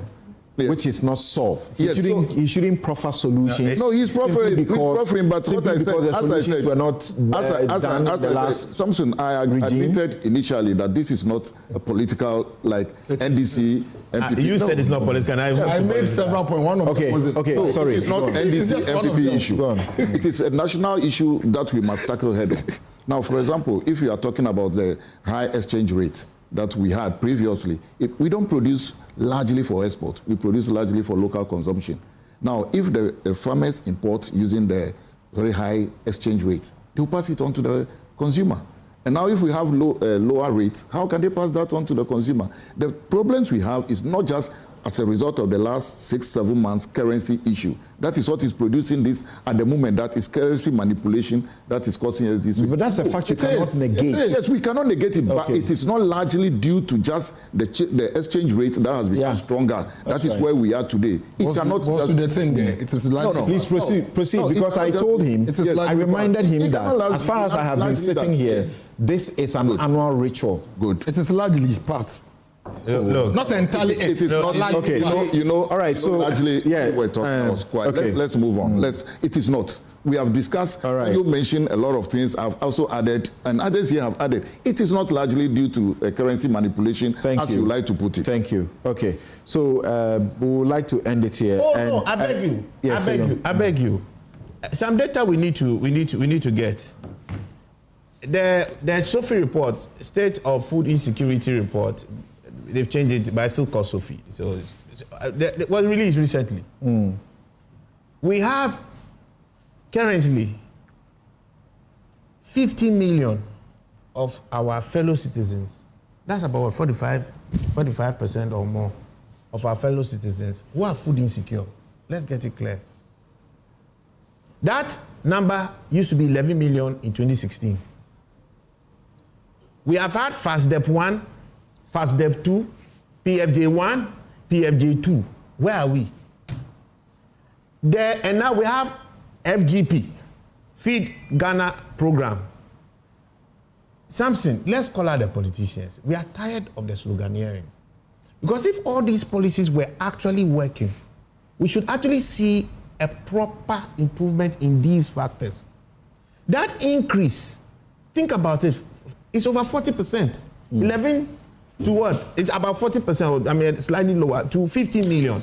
The farmers are going to boycott the Farmers' Day population increase to make their point. I agree. There's nothing to celebrate. And let me give you what's even worse. This is actually what you call a moderate to I need us to take a break here. Heavily insecure. The ones that is most desperate is that we've moved from 1.5 million people who hardly get access to food or can manage or access food to 3.2 million, 113% increase. So this politics talk and sloganeering is taking us nowhere. So we have not had a constructive policy that has had a real impact in this country. As the farmers threaten to boycott the National Farmers' Day, it should not just be that symbolism. The president and the republic must respond. They have asked buffer stock to buy, but buying at a price that makes them to still, lose. Currency manipulation. The state needs to take concerted efforts that will resolve this problem and give us rice sufficiency maize sufficiency, soya bean sufficiency, that this country will be proud of itself in that regard. We take a quick break. When we return, we want to ask the question, are we really fighting Galamsey? Do we not think that we have gotten to a point where those involved in Galamsey, the way they are fighting the state's armed forces, something else have to be done? They have chased the front of Galamsey fights, Naimos, chased them out of a town. They almost killed the leader and his people. He says he was saved by the mercies of God. The EPA boss, Professor Chraj, says they got to a point they were checking, trying to invite them to have a conversation with them. They were called by national security and told that they needed to move from the place immediately because their lives were at stake. And even in moving away from the place, they don't have to return using the same route they came to that place in Obuasi. They had to flee, got into an accident, and some journalists are in hospital as we speak. There were armed military guards with the professor. They had to beat a retreat. We'll be right back.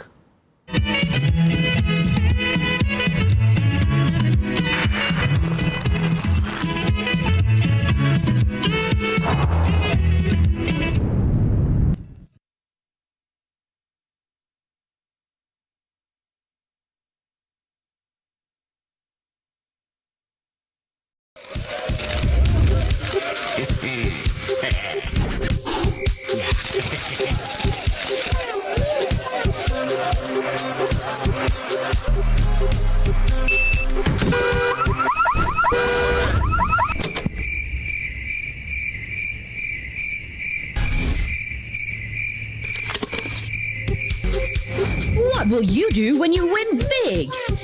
With over 2 million Ghana cedis up for grabs, transact more than 100 Ghana cedis with your Momo app, and you could win daily, weekly, and monthly cash prizes, and 100,000 Ghana cedi grand prize. Bank transfers, POS, and third-party transactions also qualify. This promo runs in collaboration with the NLA on the Caritas Lottery platform.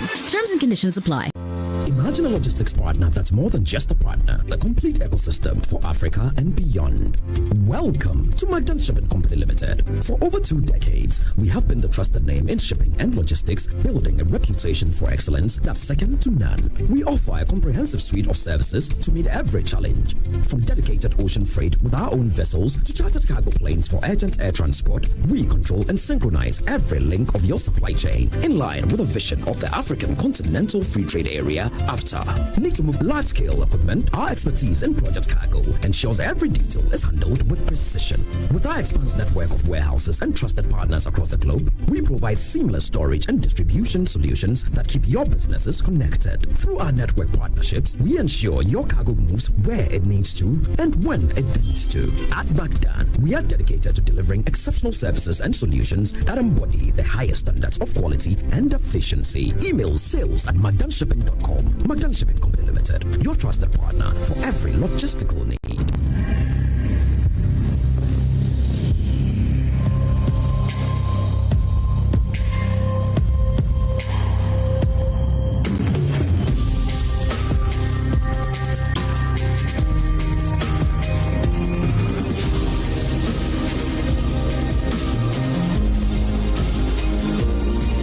Day by day, men, strong and refined, the skincare you deserve. Dream. For decades, we have helped businesses connect with their trade partners all over the globe. From Ghana to Burkina Faso, Côte d'Ivoire, Benin, Togo, Senegal, China, Morocco, France, Netherlands, and many other countries. We have made it possible to bring Ghana to the world. We have brought small and medium businesses closer to their customers across the regions in Ghana with our SME support facilities. We have brought relief and smiles to the faces of families with our employee personal loans. With our cutting-edge technology and digital support, we take the burden of complex thinking off you, making life simple. That is who we are, as close as a partner. Bank of Africa. We are indeed the African bank with the global reach. Excellent furnishing in a real estate business is a great deal for survival. My struggles as a young estate developer were cut short when I discovered Fernart Ghana. With quality furniture made from the finest woods and amazing after-sale service, Fernart Ghana changed my story with every single home I built. It's a one-stop shop that serves the interests of clients with a variety of living room and dining sets, solid wood kitchen installations, wardrobes, doors, cabinets, beds, pergolas, floor parquets, and many other wooden products that will last a lifetime. With Fernart Ghana, all clients are offered the opportunity to customize furniture to their specifications, and the smile on their faces says it all. Thanks to Fernart, now your home can look beautiful with furniture that would last for generations. Visit Fernart Ghana today and share my story. Locate us at Yaniba Estate, Osu, Accra, or call 0303-966-085 or 055-278-4097. Think wood, think Fernart.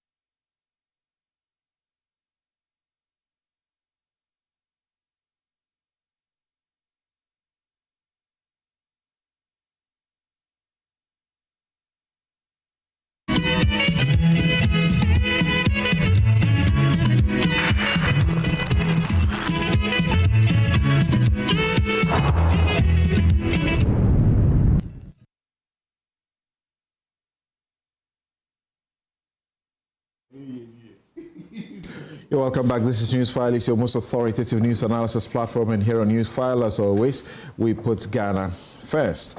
And my guests you have been listening to, Senya Hosi, Vera Abna Ado, Dennis Miracles Abuaji, and Theophilos Jamega Jr. Now, let's go to Shidiem and go to somewhere in Obuasi. But Naimos, in the last 3 days or so, has been on a rampage in the western, in the eastern, and they are just, doing a great job there. Unfortunately, the solutions to the problem all still seem a bit, distant. In our earlier discussion, Emmanuel J. Bequin says that Senor is right. Let's not deceive ourselves by accepting the narrative of a glut. There is no rice glut in Ghana. Let it make sense why ports are still open for rice in a country crying over so-called glut. Perhaps what we are experiencing is a poor leadership glut. Okay, the ports are opened and rice is just, flowing in, and we are talking about glut. Vladimir Protein says the spokesperson for the data and digital man says there is no data generated in Agric. We already knew they were telling lies anyway. But suddenly he has solutions on buffer stock and free SHS, which he didn't implement for 8 years. Miracles. He is indeed. Interesting comment there. Professor Bar says that one may not like Miracles' approach in his political discourse, but what he's saying about the exchange rate issue is true. I have been shouting about the swing of the exchange rate, but it doesn't appear to be looked at. Exchange rate movement must be organic and not manipulated. Okay, so this is from a professor who has been talking about this for a while. So if they are talking and they are not being listened to, this is serious. We must do something about this. Interesting. From Enchibwe Siako, he says, actually, taste has been overused as a reason for buying foreign rice. Rice, like most carbohydrates, doesn't have any taste at all on its own. It is the stew or soup or whatever you add to your rice that makes it tasty. Perfume or anything added is just pure marketing gimmick. Ghanaians have been sold such nonsense at the expense of our economic development. Interesting comments there. I'll read just one or two more and then we'll proceed. Papa Bisiu, that's a very long one. If you're shorting it, it makes it easy to read. It says that, okay, the Nigerian oil bandits example or drug bandits in other world seems to be creeping in, and that's dangerous. You are talking about Galamsey. We'll talk about that shortly. And then this one says, we need a Westminster type of democracy. It humbles leaders as PM's question time, and citizens are always informed of issues because of open debate. Every minister has a shadow minister on the opposition side. Imagine Akufo-Addo and John Mahama facing off in parliament. The presidential system is too open to abuse. Look at what happened just 8 years ago. This current system is simply not working. We either change or change will be forced on us one day. Okay, so I suppose that's a comment in respect of Samson's stake, where I say it's conflict of interest, is blatant, and it's corruption. And I made a point of correction, a point of corruption that we need to deal with, that we know. If you make the ministers, you pick them from parliament, you give them double work, they won't work in parliament. It's as simple as that. If you give them seats on boards, I remember as far back as 2022, Clara was here talking about it. CDD has been talking about it. They don't listen. They put them on boards and make them chairpersons of boards, and they're supposed to oversight the same boards. It won't work, okay? That's why you keep crying. They don't come to the house. Look at the NDC, super majority, but they can't marshal how many? Just a handful to make a quorum to start proceedings in the house. This is very, very bad, and the presidents continue to do it. You don't know what's going on with our presidents and the way they think. What is it? They are MP. Let them be MP. And you still force and make them on boards. We know as for ministers, it is the constitution that compels you. Anyway, so as we have it, the Galamseyers appear to have more power than the military that we arm. So just listen to a few of the developments and watch some of these as we ask the question whether we are indeed fighting Galamsey. Go, go, go, go, go, go, go. Go, go, go, go, go, go. Go, go, go, go. Watch out, go, go, go. Watch out, watch out.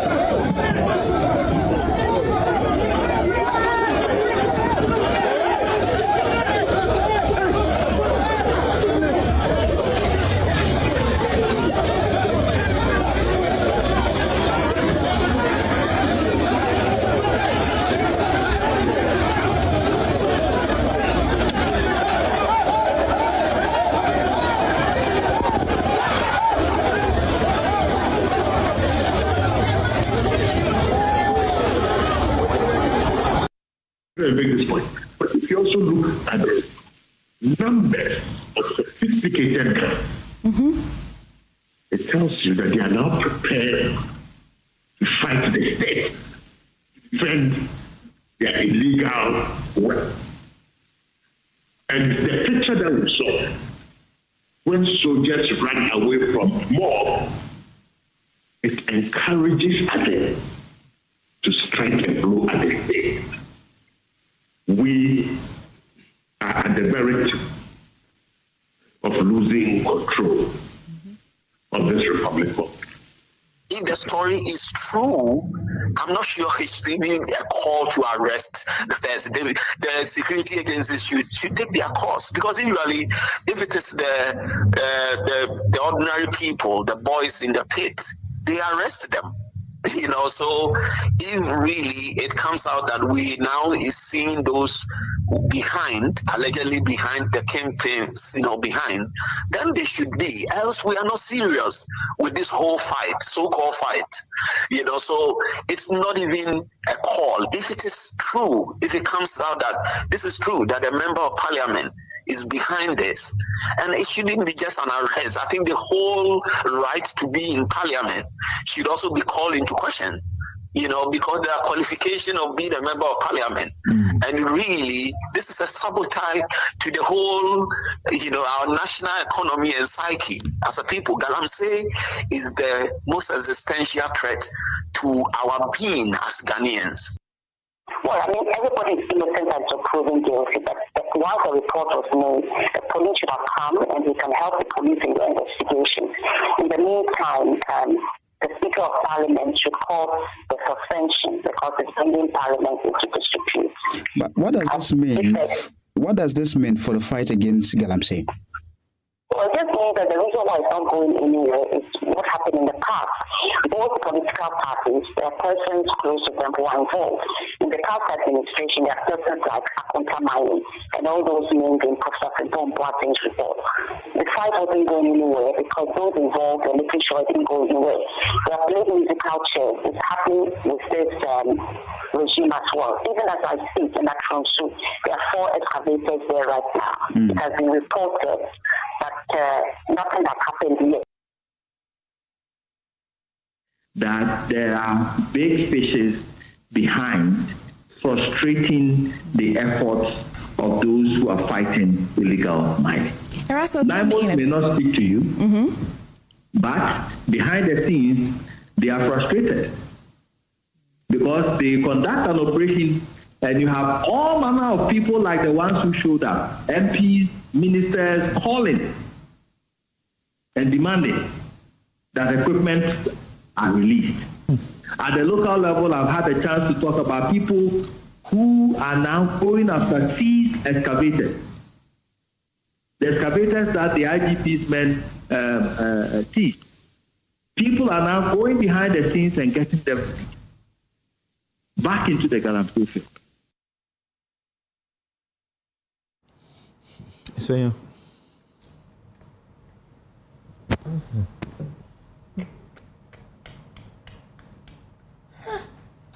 Did you see them beating the soldier man? There's a guy who hit him at the back. Pum! After hitting him, he went to the front, to the door. Yeah. We were trying to prevent the soldiers from entering the car. And this is supposed to be the police station, the chief imam who provided this vehicle for their rescue. And even that one, they broke the red screen. Yeah.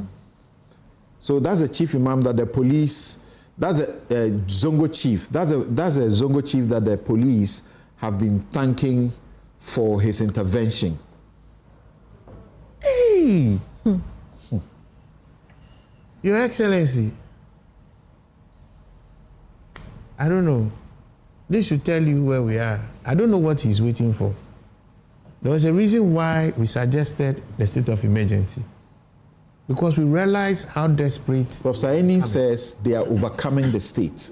They are not overcoming. They have overcome the state. The view of this alone is evidence of that. All that is left is coordination amongst them. And they will own a part of the country. His Excellency John Dramani Mahama will be a president of Ghana that now will be with some other people. Only GHA will be with him. The NA will be with another people. That is where we are getting to. No, can you imagine civil society? We don't like this, the state of emergency, because we know how far-reaching it could be abused. Yeah.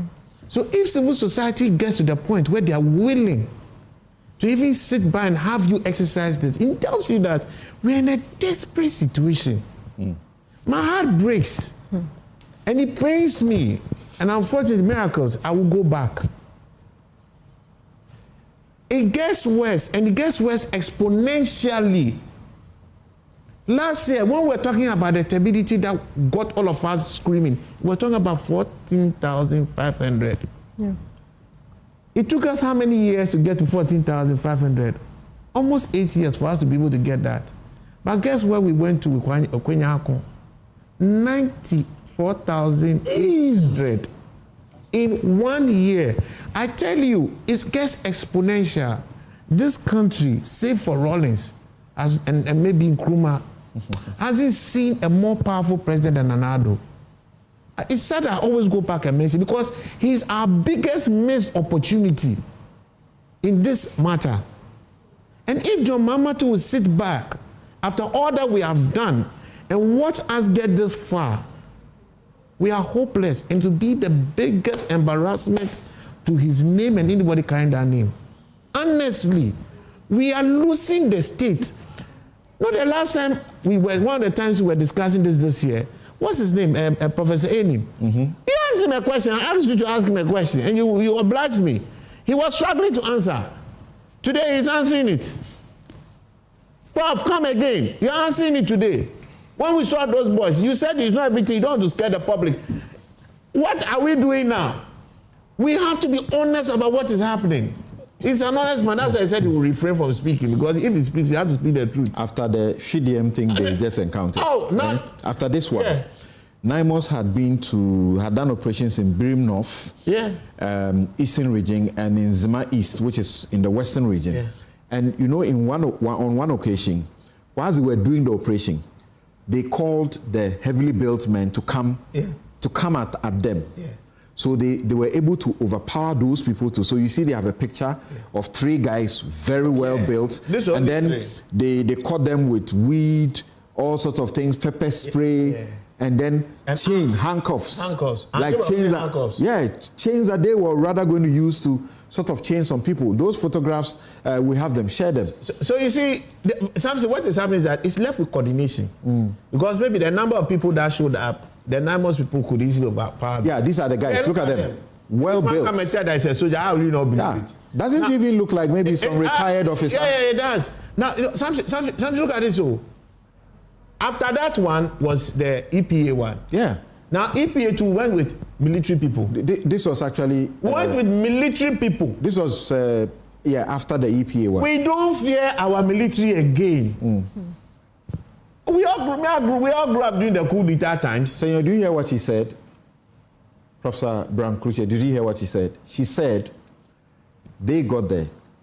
They spoke to the military, and the military said, we can't. And around the same time, they were getting intel.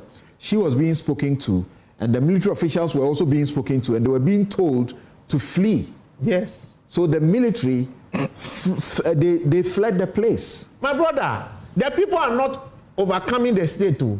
They've overcome the state. If the military has gone there and said that way they mean to, we are not even running back the way we came, because they'll catch us on the way and finish us. I think that this juncture, we should all realize that it needs some brutal ruthlessness. Mr. John Mahama is too nice a man. John Mahama, if you know him, he's a very nice guy. But this is not the time for this, Uncle John. No. By Monday, for me, the next day, they should have swarmed. Look, where else do we have a problem? Take out Boku. Where else? Where else do we have a serious problem? This is the most important fight that this president and commander-in-chief will have to fight. This is the most important fight. And we are losing. If our military can go there and these people can say, wait there, I cannot. Haven't you lost? If you have to get a chief imam to be the one to save military, chief imam who just has a Quran is the one who has to save military who are holding guns. And even that, the people are beating them at your back in the front of a police station. I don't know how to explain this to you. And if the NDC will sit down, and this is what you want to have characterized by your government, forget about your dollar. It's useless. So, Senor, this is what they bent. They bent this thing only because the boys who came were not enough. I said it's left with coordination. The Naimos managed to arrest some of them nonetheless. But Professor Brown Chraj, can you show us their vehicles again? The vehicles, the EPA vehicles that carried journalists. And they were running because they were told that all of you, run for your lives. Almost dying. And then they had a head-on collision with a truck. Do you know what the truck was carrying? No. The truck was carrying pipes that were going to be used in the Galamsey site. Let's show the trucks that got into that collision. And the EPA car, you see how the EPA car is damaged. And some of 4 journalists, at least one we understand is still in hospital. Did you show us the car? 2 from Multimedia, 1 from City FM, 1 from Media General. Yeah. I just look. This is just we are losing our statehood, and it's my biggest fear. Yeah. Look, one, we have poisoned our food, we have poisoned our water, we have destroyed our forests, and now we are actually losing our statehood. How worse can this be? For us to take absolute action. We are not fighting Burkina Faso. We are not fighting Ivory Coast. But guess what? All these countries around us have rebels. What do you mean by absolute action? Naimos is military. You carry 400 people to go and fight these people in pieces. The Naimos boss himself, they nearly beat him. He's referring to God. Naimos man with a gun. He's referring to God. Please. You can't set 400 people for this.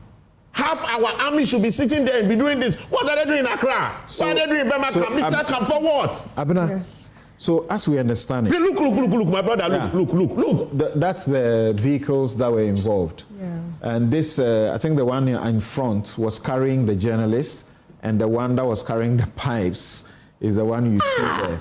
And so this potentially is the place where the EPA boss could have been killed, together with the journalists who were involved. Yeah. What sort of death will this have been? She went with military. Yeah.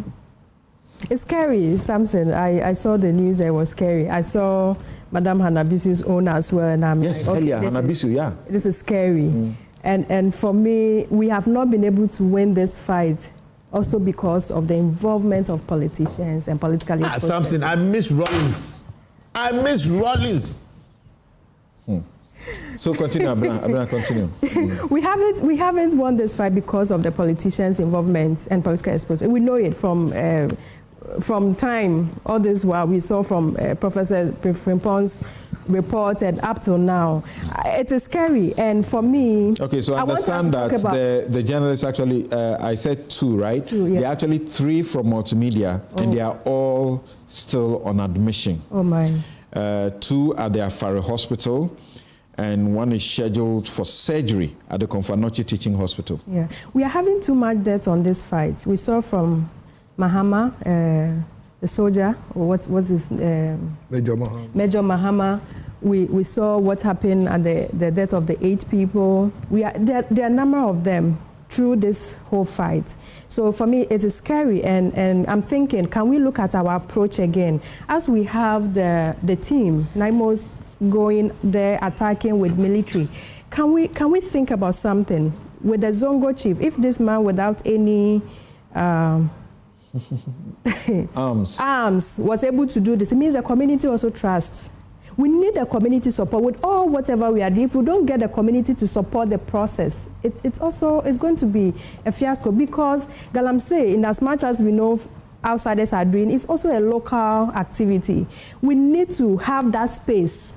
Another institution, as EPA is on the field. Professor Enim, Professor Apiejetua and his students have diagnosed this not as a local crime anymore.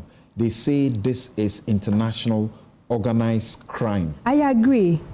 I agree, but you see the young people who mobilize themselves at the station. They are from the community. The MP said the boys called him. Why were they calling him? Because they say you are a member of parliament. We voted for you. So that is what has also implicated the members of parliament as well. The Ebenezer, his point is that it was the Collins Dauda for Esutifi South, right? The MP is for North, right? Right. It was Collins Dauda who called him, who is away from the country, who called him and told him that there was a problem that he needed to attend to. Now, people are saying, even though this MP has been put in court and granted bail, people are saying that the two of them should not be let go because it does appear that they have been part of those protecting this Galamseyers. Yeah, it does. It does. The reports, other reports we have seen, doesn't seem to collaborate with what the MP issued, and so for me, I think the process should go on. The investigation. He said he went there to make peace. Well, clearly, people are suggesting, and those who were there, including Erastus, who got information and has evidence, say that he didn't go to make peace. He rather led the macho people there. And that's where we are now. And for me, I think I still want us to look at another approach about the community level.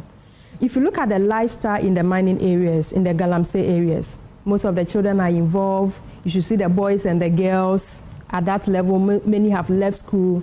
We need to also look at that. We need to have that. There should be a space created for that conversation, that dialogue at the community level to say, at what cost do we want to put this state into?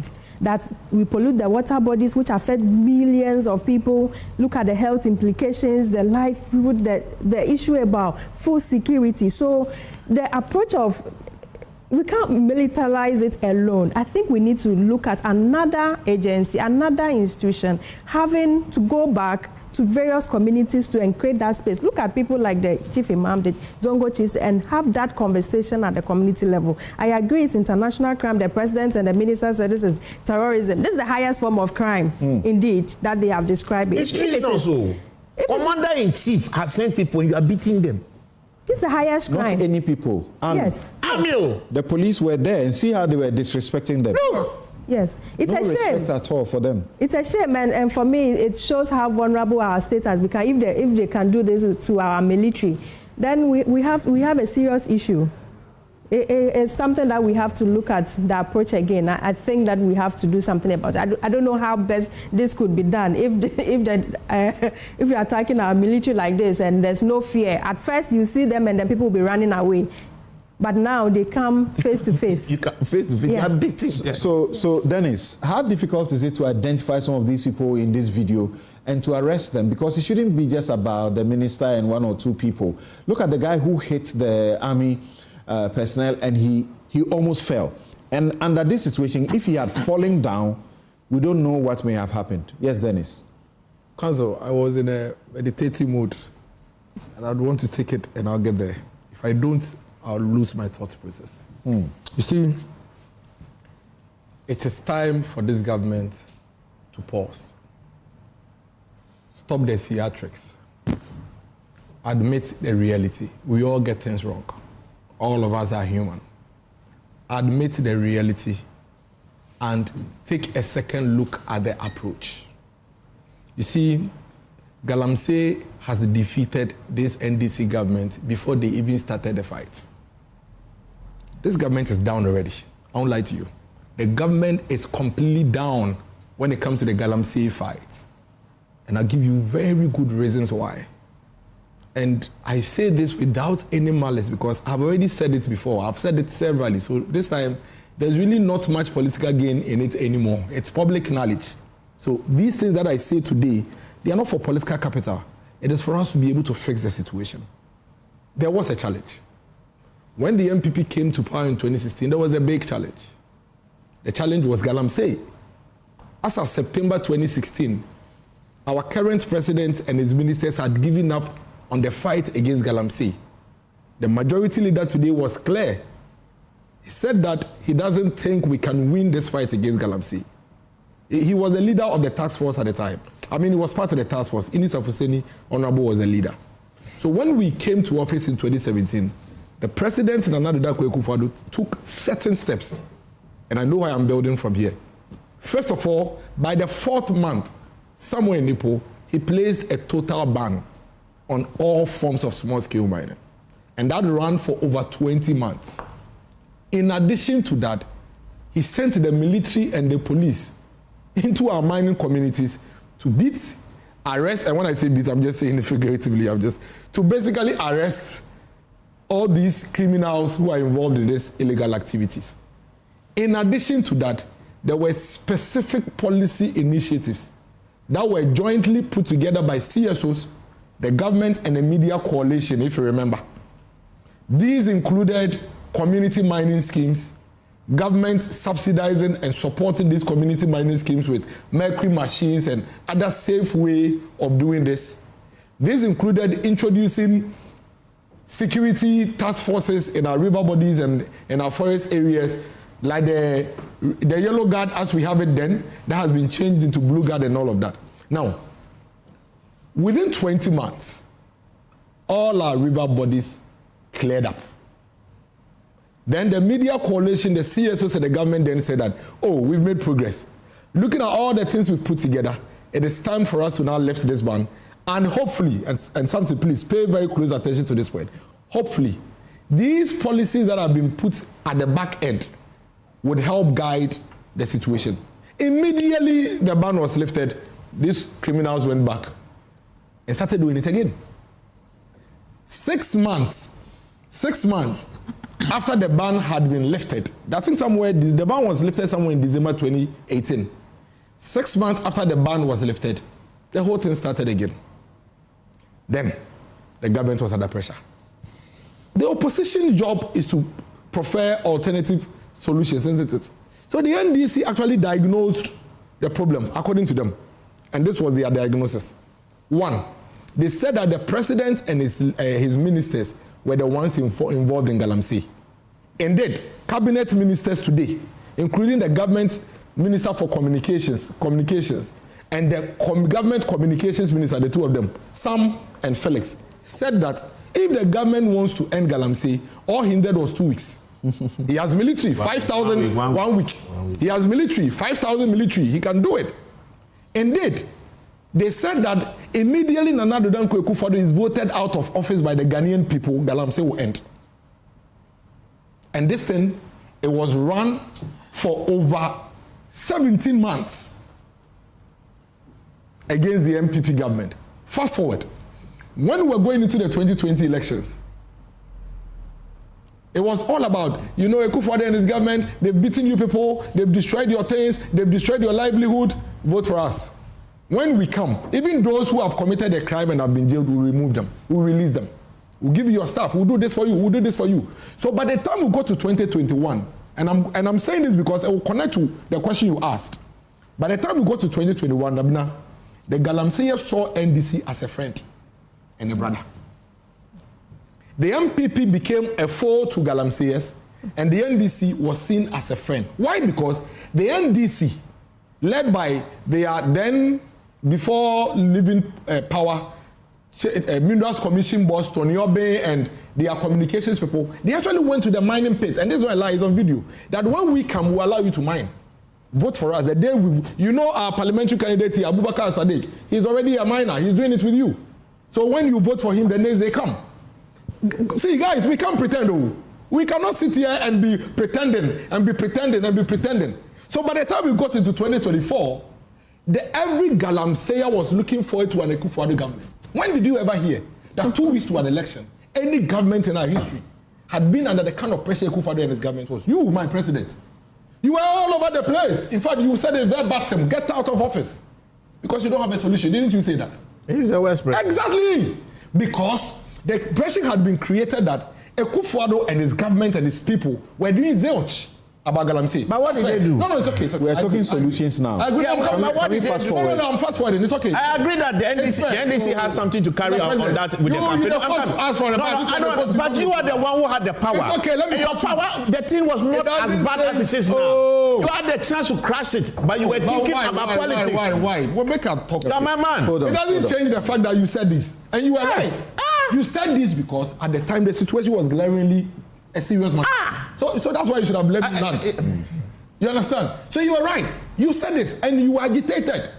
In fact, can you imagine that you are president?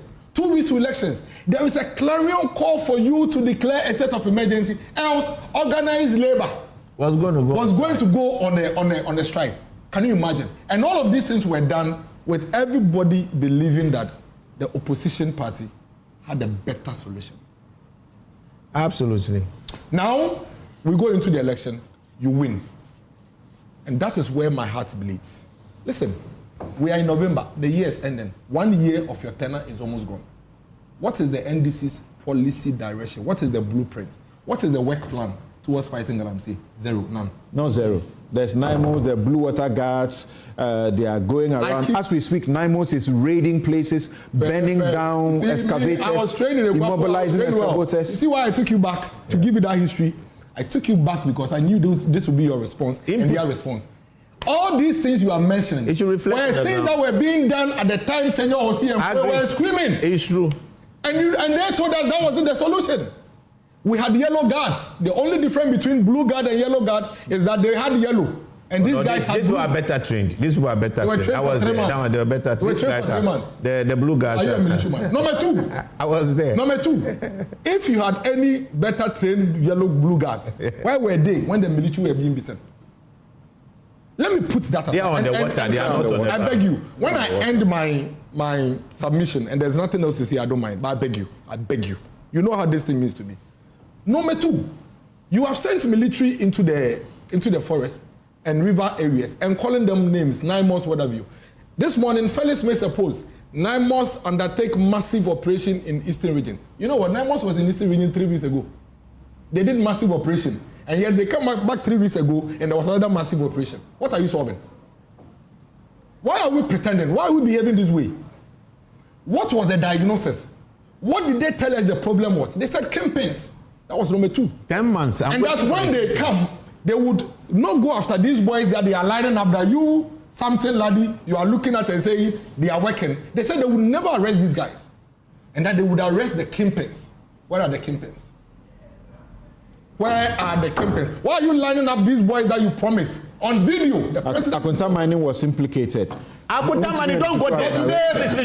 This one, let me talk. Today, Akunta Mining, nobody to talk about Akunta. Today, an MP has been implicated. He's been arrested. That is why I give JM Oseye for that one. But Akunta Mining, we got Akunta Mining. So NDC should give us their new kingpins.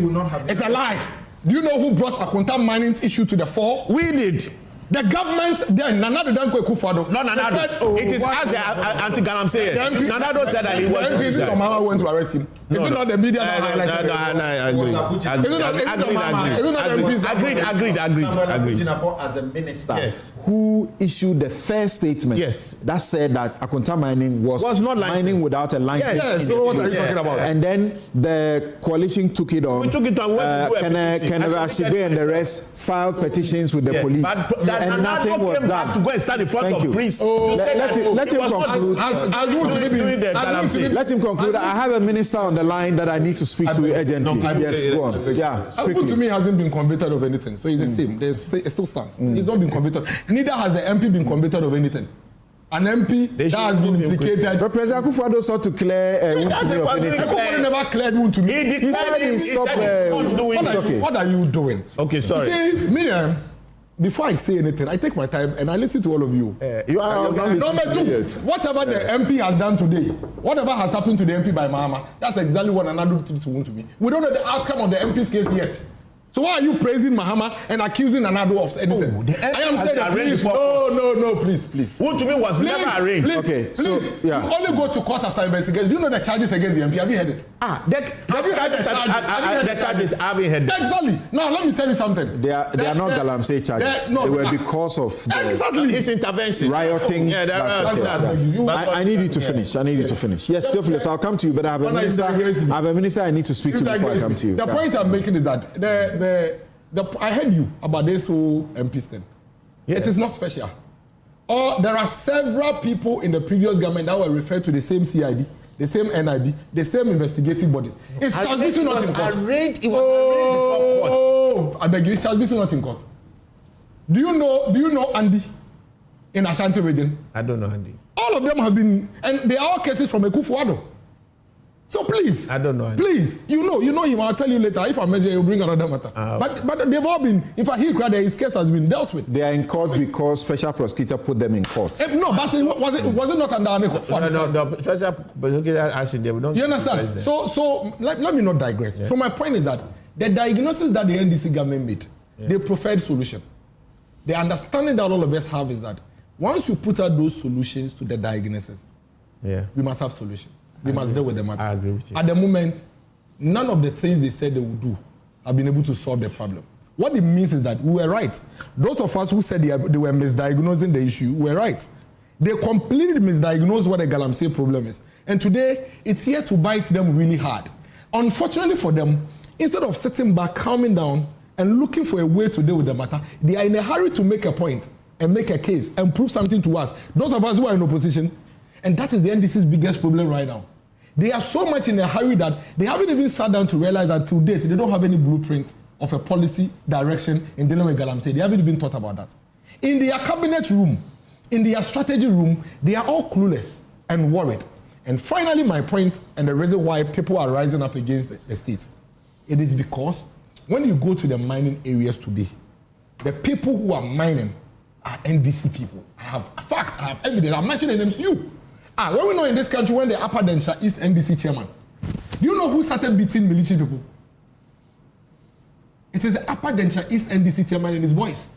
They were nearly strangling the military people. This was in the first 3 months of the NDC in office. This is not the first time military people in this country are being chased. They started being chased by the NDC chairman. It's on video. See, go to the Eastern region. He knows. The NDC people know.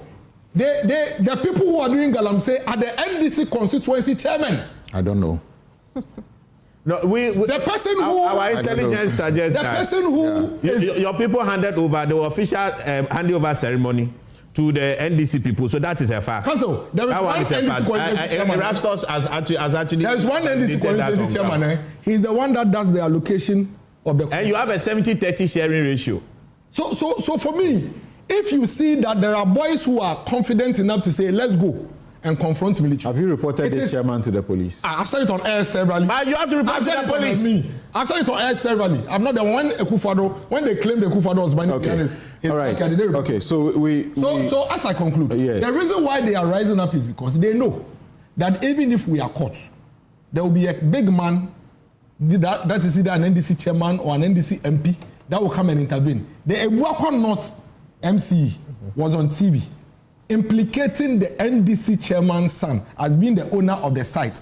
That one, police news reporting, when they went to arrest Abronye, did somebody report? He did that actually at the Public Accounts Committee. Yes. Did somebody report Abronye before they took action? That is the matter. Did somebody report Abronye before they took action? If an MC has said something, the police should be active. Exactly. Nobody has to go and report it. So as long as the and he said it in Parliament. As long as the so-called campaigns remain senior members of the NDC party, you should expect more of these things. Do you know how these political things work? How it works is that before the boy will put himself and his life on the line, he's looking at who is behind him. Sometimes they'll tell him, "Obeko 3 days, 4 days, he might be away from home." That is the reality of the situation. And the NDC should not, under any circumstance, in their effort to cluelessly deal with this situation, come and tell us. All right. Now the Danko Akufo-Addo and his people, what did they do? Fix the damn thing. You keep saying but you see, what they tell you, I'm not asking for a response. What they tell you is that at least in this regime, beginning with the party's Ashanti regional chair, or he's not the chair anymore. What is his name? Yamin and the other guy. They, Attorney General, wrote and asked under the instruction of the President, as we understand, that they should be investigated because they were implicated in Galamsey. And some action has been taken by Iyoko in that regard. That's what we are told, that they are being investigated. That this never happened. It's not true. It's a lie. It's a complete falsehood. Which high-profile, politically exposed person? And Co. Do you know how Akufo-Addo got the so-called clearing agent? You think he was giving clearance in his office? He was referring them to CID and the National Investigation Bureau. That is you're right about that. The CID cleared Charles Bisu. So what are you talking right. about? Okay, so hold on. Thank you. Yeah. Thank you very much. You're still here on Newsfile. This is your most authoritative news analysis platform. And here on Newsfile, as always, we put Ghana first. And we're asking the very important question. If armed persons behind Galamsey are driving away the soldiers, the military, and the police, do we really think that this solution of Naimos is working? The EPA boss also was almost killed. 3 multimedia journalists are in hospital. One is going for surgery. One media general, another city, they had to run because they were asked to run. And the EPA vehicle that was carrying them got into an accident. They could have died. What a foolish death it would have been. The state would have killed them. The EPA boss herself could have been killed. The Naimos commander, it's a commander in the army, is what, there is a person who is telling us now that he's thanking God. By the mercies of God, he escaped. He would have been killed. Should this still be the solution? I'll come to Theophilus shortly, but before I do that, the first subject we discussed about the glut or not glut, as far as the cereals are concerned, maize and rice and soya bean, we have the Minister of Food for Food and Agriculture, Eric Opoku, joining us. Thank you very much for your time, and my apologies that we kept you on the line. Thank you very much, Samson. Right. So, I'm so much excited and grateful for the opportunity. Thank you. Thank you for getting in to speak to us. Yes. I know you've concluded on the subject already, but you've been generous enough to give me space to add my voice to the discussion. And I must say that I'm so much excited. And your views are important because it's the solutions we are looking for, sir. Excellent. Yes, Samson. We are witnessing food glut because of the bountiful harvest we have had this year. In fact, as you speak, in the 5 northern regions, harvesting is ongoing, it's underway. And all the figures we are putting out are estimates. They cannot be the actuals. But during the budget preparation, we realized that if all the interventions we are implementing become successful, we are going to have a bumper harvest.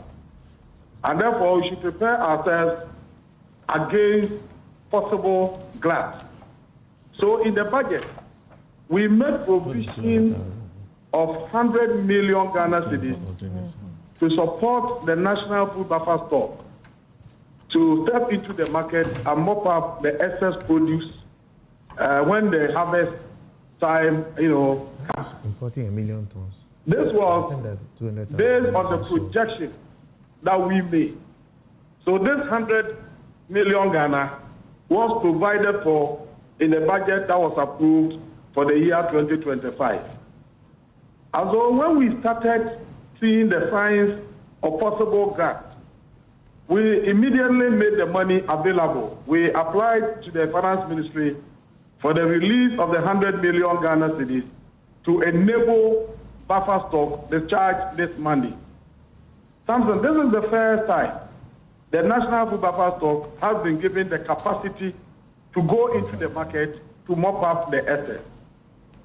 But within a matter of days, from 10 to 12 days, they reported back to us that they have exhausted the 100 million and so we have a lot in the market to clear. So we said, then we must have an idea of the volumes and how much we require to be able to clear it. So we sent our technical people to the field and they have submitted some figures to us, indicating that to be able to contain the situation, clear the Glut completely, government will need not less than 500 million Ghana cedis to be able to do that.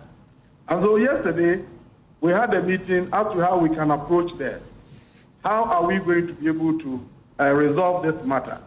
And we have had discussions with WFP World Food Program and a lot of our partners. We are also engaging with the private sector to see how we can get them to be part of this. But in the meantime, we have had an additional 100 million facility to support a national food buffer stock. But you know, as required by law, it is not the case that when you receive the money, you can just go to the market and then be buying. They have to go through the process to select the buyers to go and then buy on their behalf. And so measures are underway to contain the situation. Okay. We perfectly understand the danger that this situation poses if we are unable to contain it. One of it is that if we don't clear the Glut, our farmers will be discouraged. And going forward, they wouldn't have the interest to invest again in agriculture.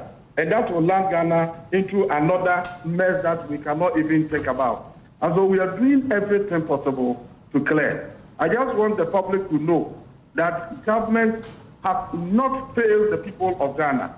Okay. The most important thing is that we have succeeded in our campaign, in our targeted investment to ensure that we produce in excess of what the market requires. Right. So what is left is how we can contain the excess. So these are the measures we are putting in place. Right. And Monday, around 4 p.m., we hope to come out to announce officially the concrete measures. So thank you very much. We did actually refer, and even in our research slides that were rolling as we spoke, you have it on there how much government is committing to buy, these stocks from the local farmers. We did acknowledge that.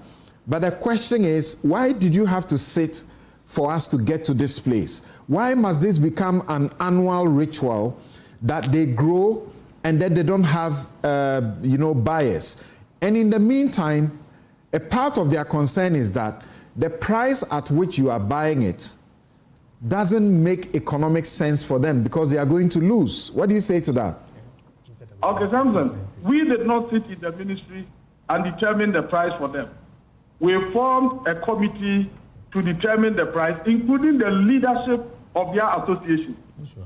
Peasant Farmers Association, they were part of the committee.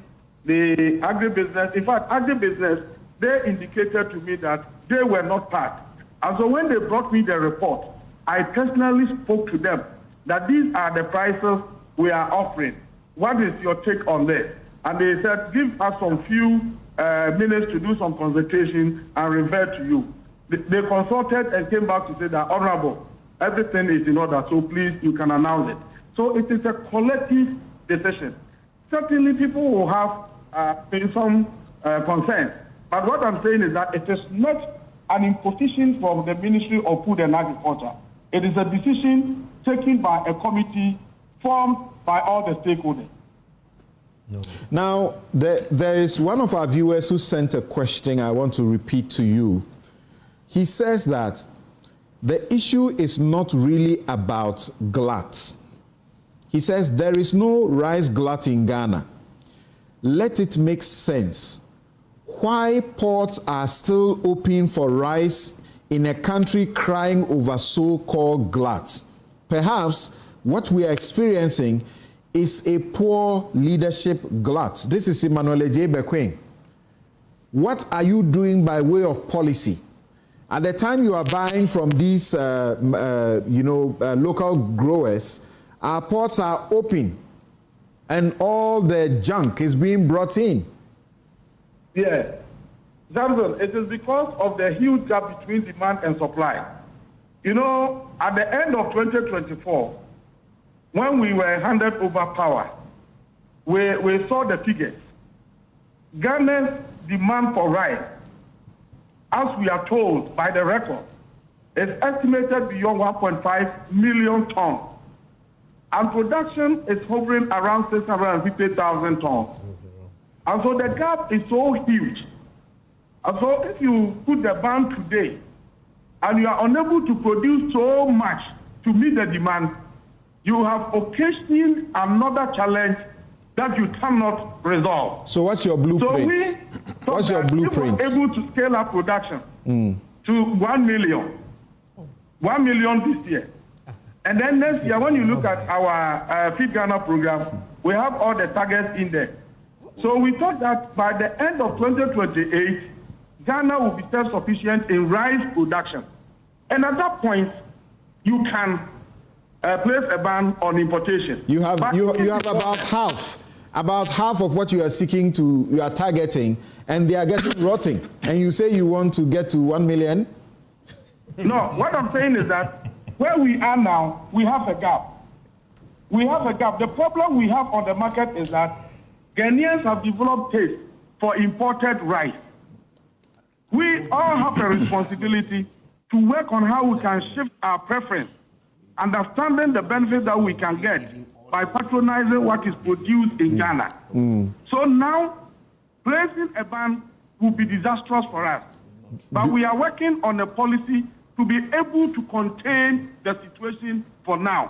Then at the end of the season, when we are done with all the harvest, we'll have a fair idea of the quantity that we're able to produce this year. And that idea or that data is what will inform the next decision going forward. In the middle of harvest, it will be inappropriate, Samson, for anybody to say that, take a decision on that. No, every decision that must work well must be based on data. And that's exactly what we are looking at. Okay. So let us allow the process to end. After the harvest, we are putting in place mechanisms to contain the glut. It is glut. Because if you go to the field and you listen to the farmers, in fact, some of them have written officially to us. And it is not only about rice and then the maize, soya beans that you are talking about. Okay, so you make a fair point. You make a fair point about when you are bringing your intervention to look at a fresh start. But in the meantime, this is what you are doing. Do you, as a government, have the estimates for consumption for our schools, for our prisons, for the police, among others? At least this is where you could mop up all of these for. Yes, some specific directives have been issued to ministries to act. The Ministry of Education has been directed by the President to ensure that all the food that is served to our students and all the food that is served to our inmates, the prison inmates, is bought from local sources. The President has further directed that in order to clear the egg glut that we are witnessing, because the egg farmers have petitioned, we have interacted with them, and they are also complaining egg prices are falling so low that if they are not careful, they cannot even recoup their investment. And that will be a huge disincentive to engage in further production. So the President said that Ministry of Education should ensure that they buy the excess produce to support the school feeding program. That's why I'm saying that a lot of interventions are underway to contain the situation. So how much, for example, do the schools need? How much? What is their consumption rate? In fact, that will be determined by the Ministry of Education. They will have that data. They will have that data. As for the school one, I wouldn't have it now. No, but they will have Minister, it. this is not acceptable from a policy stance. You should be able to estimate that demand, that you can actually put government effort and policy to back. If at this stage you are telling me you do not know the demand from schools or government-driven demand, that's a big problem at this time. You can't even tell the impact of your intervention. Listen to me and understand it first. This is a situation we have witnessed now. The Minister. Was issued, listen, the directive was issued to the ministry yesterday. And I was there, I was privy to the discussions. So it is the Minister for Education who will have information relating to the number of schools they are feeding, the quantity of food they need to supply them, That is not the responsibility of the Minister for Food and Agriculture, who has the responsibility to produce the food. And that's why I tell you that one can be provided by the minister handling that. But from policy perspective, we have the policy document available. The policy of Food Feed Ghana is to produce food and ensure that the food that is produced is sold. That policy is there. All right. But when it comes to the number of schools, the number of people you have to feed, that is in the domain of the Ministry of Education. As a ministry, at this time, we cannot say you do not know, Minister. It is not acceptable from a policy stance that you should want to tell where the demand is, what government intervention. Okay, thank you very much. Thank you very much, Mr. Eric Opoku, Minister for Food and Agriculture, for your intervention. We will return to our discussion on the Galamseyers overcoming the state. That's in the words of Professor Kwesienin. But before we do that, let me share some of your messages with you. And then we'll bring Theophilus in to hear his point as well. Okay, so Hoffy says that Senyo is becoming very emotional. He's been fighting this for a long time. All of these years, Galamsey is overcoming this country. We are finished. Kwame says, it is only in Ghana that the state will display military vehicles on Independence Day and send military men to fight armed insurgents in the Galamsey areas with Mahindra pickups and Toyota V8s. To be frank with you, sometimes when you see even the vehicle that these special operations, the people are supposed to be driving in, the ministers or the state officials are sitting in the most durable, the best cars, and they are sitting in some pickups, you know, that people will shoot at. This country, eh? Okay, Stoic says that Miracles Abuaji, funny man, we are here because his government thought it wise to turn illegal mining into legal mining by giving them licenses. They did not face this opposition from the Galamsey because they were not fighting. Awimbon says, we have grown so bold. That was wrong. We have grown so bold to attacking our officers who are fighting Galamsey. Have we forgotten late Major Mahama that was lynched? You are now fighting them again. Do you know they are soldiers? What were you doing with the arms assigned to you? President, deal with the MP adequately. And I have tons of messages that are coming in that I'm going to share with you on this one. And Kofi Bentil, you have heard on this about this issue many times on this platform.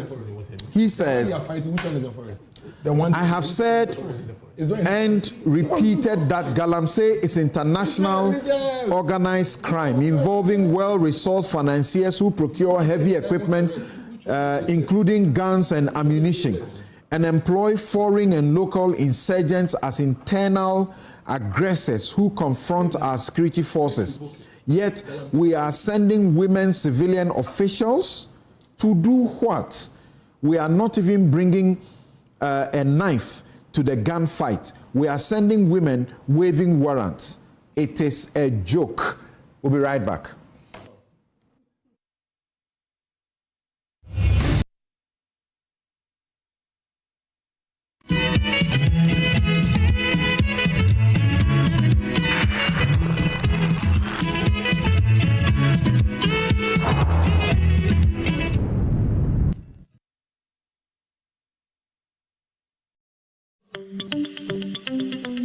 Good business means seeing the possibilities and maximizing opportunities. Making sure you have a responsive support system backs your business goals. A partner that gives you a stable platform with reliable connectivity and seamless solutions, and better understands the tools required to take you to the next level. With so many moving parts in running a business, we do our best to provide you with some stability. The only kind of stability you can find with MTN Business Broadband, the fastest and most reliable internet provider in Ghana, making sure you stay ahead and stay connected, because we understand what makes your business tick. Sign up today on broadband.mtn.com.gh or call or WhatsApp 0244 308 111. MTN. Smile, Look lively, okay? Smile, smile.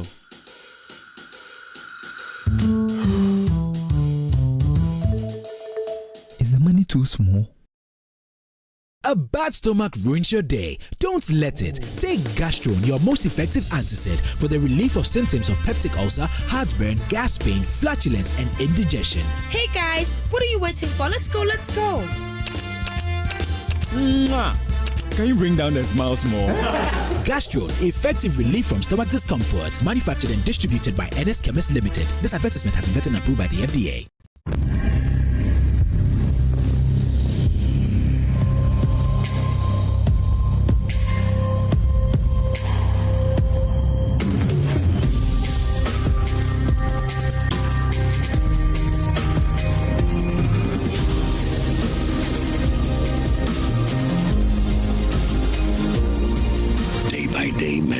Strong and refined, the skincare you deserve.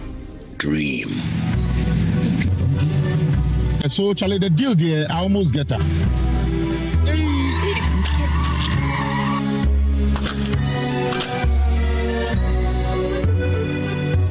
Wow. Syntax pipe, as tough as it can get. You get so sorry with your back, sorry. Oh, what you was a thing. What the cat never won. You get so much. Hey! Now I'm pipe. Between a pie and carbon. Hey, madam, pipe menu. A Syntax pipe. Metono, Omukacham send a one day pa. Say a fee, say a foam. The other pipe we be a yen gum. Syntax pipe. Why only key? Come, madam. From today, Syntax pipe in my pipe. No two ways. When you know, pipe ben abe yusu. SINTEX pipe. Syntax pipe. No hala. Excellent furnishing in a real estate business is a great deal for survival. My struggles as a young estate developer were cut short when I discovered Fernart Ghana. With quality furniture made from the finest woods and amazing after-sale service, Fernart Ghana changed my story with every single home I built. It's a one-stop shop that serves the interests of clients with a variety of living room and dining sets, solid wood kitchen installations, wardrobes, doors, cabinets, beds, pergolas, floor parquets, and many other wooden product that will last a lifetime. With Fernat Ghana, all clients are offered the opportunity to customize furniture to their specifications, and the smile on their faces says it all. Thanks to Fernat, now your home can look beautiful with furniture that would last for generations. Visit Fernat Ghana today and share my story. Locate us at Yaniba Estate, Osu, Accra, or call 0303-966-085 or 055-278-4097. Think wood, think Fernat. These shoes are too big for me. Oh, this one, by Christmas, it all fits, Pepe. Plan your head. It's in the DNA of Ghanaians. But this has your name on it. One day, it will be yours. Thinking beyond today has always been a part of us. But Dad, the water is flowing. And what if it stops tomorrow? As Ghanaians, we prepared not just for now, but for what's next. And that's why for 20 years, we've provided life insurance solutions for every aspect of your future. Star Life Assurance, your solid partner for life. Imagine a logistics partner that's more than just a partner, a complete ecosystem for Africa and beyond. Welcome to Magdan Shipping Company Limited. For over 2 decades, we have been the trusted trusted name in shipping and logistics, building a reputation for excellence that's second to none. We offer a comprehensive suite of services to meet every challenge. From dedicated ocean freight with our own vessels to chartered cargo planes for urgent air transport, we control and synchronize every link of your supply chain in line with the vision of the African Continental Free Trade Area AfTA. Need to move large-scale equipment? Our expertise in project cargo ensures every detail is handled with precision. With our expansive network of warehouses and trusted partners across the globe, we provide seamless storage and distribution solutions that keep your businesses connected. Through our network partnerships, we ensure your cargo moves where it needs to and when it needs to. At Magdan, we are dedicated to delivering exceptional services and solutions that embody the highest standards of quality and efficiency. Email sales@magdanshipping.com. Magdan Shipping Company Limited, your trusted partner for every logistical need.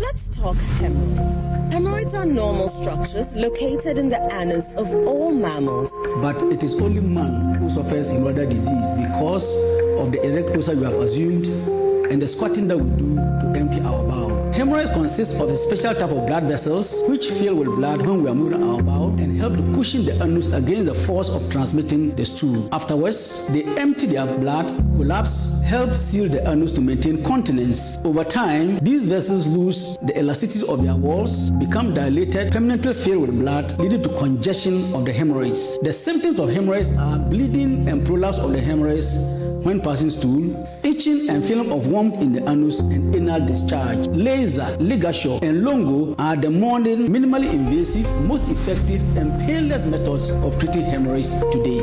Mwintuba Hospital, first Ghana Colorectal Center, in to serve a peculiar health need.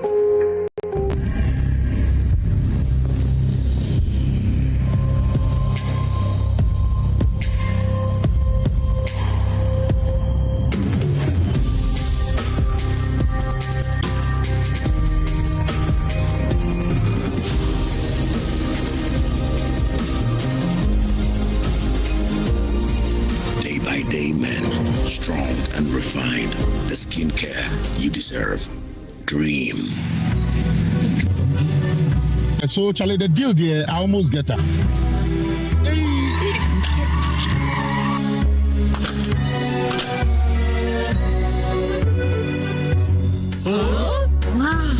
Syntax pipe, as tough as it can get. You get so sorry with your back, sorry.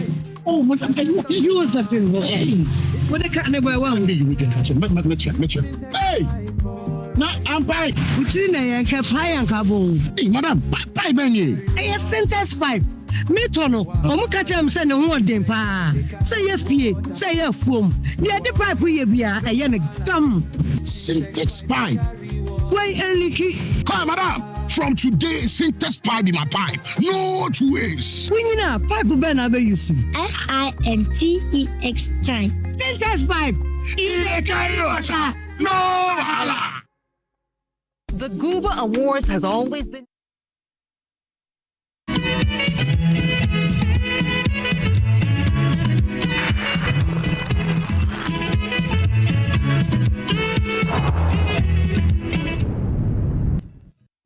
You're welcome back. This is Newsfile. It's your most authoritative news analysis platform. And here on Newsfile, we put Ghana first on the back of Kofi Bento's very bold statement in support of Senyor Hosi, saying that the attacks are evidence of Galamsey, the evidence that Galamsey has overcome our state.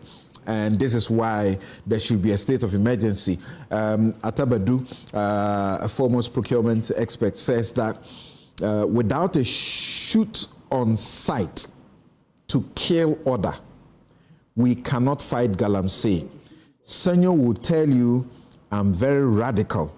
Yes, radicalism begets intention. Rwanda is stable and law-abiding because of radicalism. Jacob Osei-Yeboah says, this is a sustainable solution to Galamsey. I speak as an authority on this matter. The government of JM is on the right track and the right approach in handling the Galamsey menace to balance or optimize socio-economic survival of the nation. But it is not sustainable if the ultimate solution is not intentionally done. Unless I explain, people find it difficult to appreciate. Okay, so he said he worked in AGA and was a director at AGA for 6 years until 2002 when he left and started warning the nation of what we are experiencing now, unfortunately. Jacob Osei-Yeboah, a former independent presidential candidate. Okay, I've seen your messages. We'll share some of them. Yes, Theophilos. The Galamsey issue needs no equalization. However, because he invited me, I'll equalize a bit. When he suits miracles, it's a bird. When it doesn't suit him, it's a vulture. We're here when he said, don't talk about us. Talk about your situation. You the politician. Yes, talk about your situation. Today I listened to the NDC people and what they say about Galamsey, and I'm shocked. I'm asking myself, are they the same people who were... Yes, we are the same people. We are the same people. We are the same people. And okay, let me go on this tangent. Miracles was seen in video talking about the fact that the Galamsey, if anybody tries to end Galamsey, he will lead demonstration. It's a force. It's a falsehood. Okay. When you were talking, I was quiet. You have the opportunity. You have the opportunity. No. You have the opportunity to come. Now, there was also a video that we all saw. There was also a video that we saw where the regional minister was in attendance. Hold on. I'm here. I'm talking. Point that it's a falsehood. So hold on. Take your time. You made your point. You said it's false. Yes, okay. Take your point. Take your time. Okay, it's not true. Okay. Now, it's a lie. Okay, take your time. Thank you. It's a lie. Where the MPP candidate was in a meeting with Galamsey, the Western Regional Minister was in attendance when he said that I will support you when you do the Galamsey. He was also captured. You mentioned the issue about Akunta mining. Yes. Now, the president was asked in Koforidua. In front of priests. And he said, as we talk now. He used semantics. He said, as we talk now. He's saying the moment he was talking, there was no mining in forest reserve. And today we are being to... Between January... You know what? Yes. People are not interested in all I'm coming to that. No, I'm coming to that. They are interested in how you are solving I am coming to that. Can we move on? No. He has left a message in the minds of Ghanaians, which I need to remove. They don't see? Now, I am coming to that. I said when you were talking, I was very quiet, my brother. Learn that from me. But if you lie on me, no, you ask, they don't see. You are not the day. You are miracles. You are not the day. So please be quiet. Now, between January 1st and 6th, over 450 licenses were issued. Who brought in the LI 2462? That they are asking others to repeal immediately. You see, let me tell you, when the licenses expire, because you have to go through a lot to renew your license, you just go to the next plot that is close to you, and the thing continues unabated. So for him to today stand on that moral right ground and tell us this, it shouldn't be from we are fixing. Fix it. Now, he was talking about Naimos was in Osino. The fight is not a single event. For us, we are talking. Check Erastus Asaridanko's Facebook page. Osino is down. That's what he put it. Osino is down. They have cleared Galamsey in Osino. Now, there is nobody in NDC who is not aware, including the president, about the enormity and the fact that Galamsey can bring this government down. Yes, it looks like we are getting closer to the point where state of emergency can be declared. And to be frank, yes. Theophilos, to be frank, I've seen some NDC guys, the way they came so hard at Ebenezer Ado, yes, for his involvement in the freedom matter. You will not experience it under MPP. No, I'm coming to that. Oh, please, when you were talking, I was quiet. I'm referring please, to the he interrupted me. He interrupted me. That's a lie. He interrupted me. That is not now, true. For the first time. That is not true. No, that's not brutalness from It's Theophilos who is speaking. Can we hear Theophilos? Miracles, when you were Theophilos, go on. As I was talking, now, there's nobody in NDC. Even on the NDC lawyers platform, when the story first broke, some of the things I read, I asked myself, yes, you are not there, that's what I'm telling you. Some of the things I read, I asked myself, is this a people militia thing that nobody will listen yet to the guy? But everybody was angry because of the fact that we know what this Galamsey thing will do to the NDC government. Now let's go to the solution. I just mentioned Naimos thing. And let me also tell you some, Vera mentioned about the impact of the chief. Now, the alternative, the chief imam. Now, there had been stakeholder engagements being done, and they keep doing that. Now, you also notice that institution is doing that. The alternative livelihood money, yes, they are doing across. Even if you watch the presentation that was done at the Flagstaff House when the president met the CSOs, they indicated some of the, they even met parliamentarians, etc., about that. So, about the fact that there is community engagement, you are requesting that whether there will be community engagement or is important, some of these things are being done. Back to, even as we talk now, the police are pursuing some of the people that were seen in the videos in Hidem, that they will be, they should be brought to book. You see, the Galamsey thing had been with us for a while. It is a different approach. Previously, even last week, if you pay attention, EPA has shut down Shamfan manufacturing factory. That's right. Kumasi. That's right. Now, let's go back to the Hidem thing. Look at the speed with which the Speaker of Parliament ordered that the MP and the clerks should cooperate with the police. This would not have happened before. But, and you are also aware that even the majority whip was the one who accompanied the MP to police headquarters to be interviewed. That would not have happened. Even though you are aware that we need to give the MP time for his side also to be heard. But for the fact that this will likely bring down the government, it is better that we release one person or people. Senor and his coalition, they are saying that the solutions you are working at, it's not working. Kofi Bentil is saying you are not even going to the gun battle with a knife. That's what you are doing. And that's not right. Samson, would you have the suggestion is that, like Akufo-Addo did, start with a ban. Can you imagine? Outright ban. No, Akufo-Addo said he was putting his presidency on the line. How do you understand that thing? No, but in fact, this country. Don't respond to him. Your time is almost up. Yeah. Akufo-Addo said he was putting his presidency on the line, and what we saw after being put, the presidency being put on the line, that is not what we want. The area we want to go to. Yes, it is not worse. The optics. When was the last time you heard the Catholic Bishops' Conference making statements about the fact that last month? Miracles. I know that is your strategy to interrupt me. I won't do that. I won't do that to you. But next time we are on show, I'll do it to you. When was the last time the Catholic bishops? They used to almost every time. They still do. They still do. Yes. I was here with them. Yes, they're so unhappy with what we are achieving. No. But I'm very impressed by GM. I mean, there's so much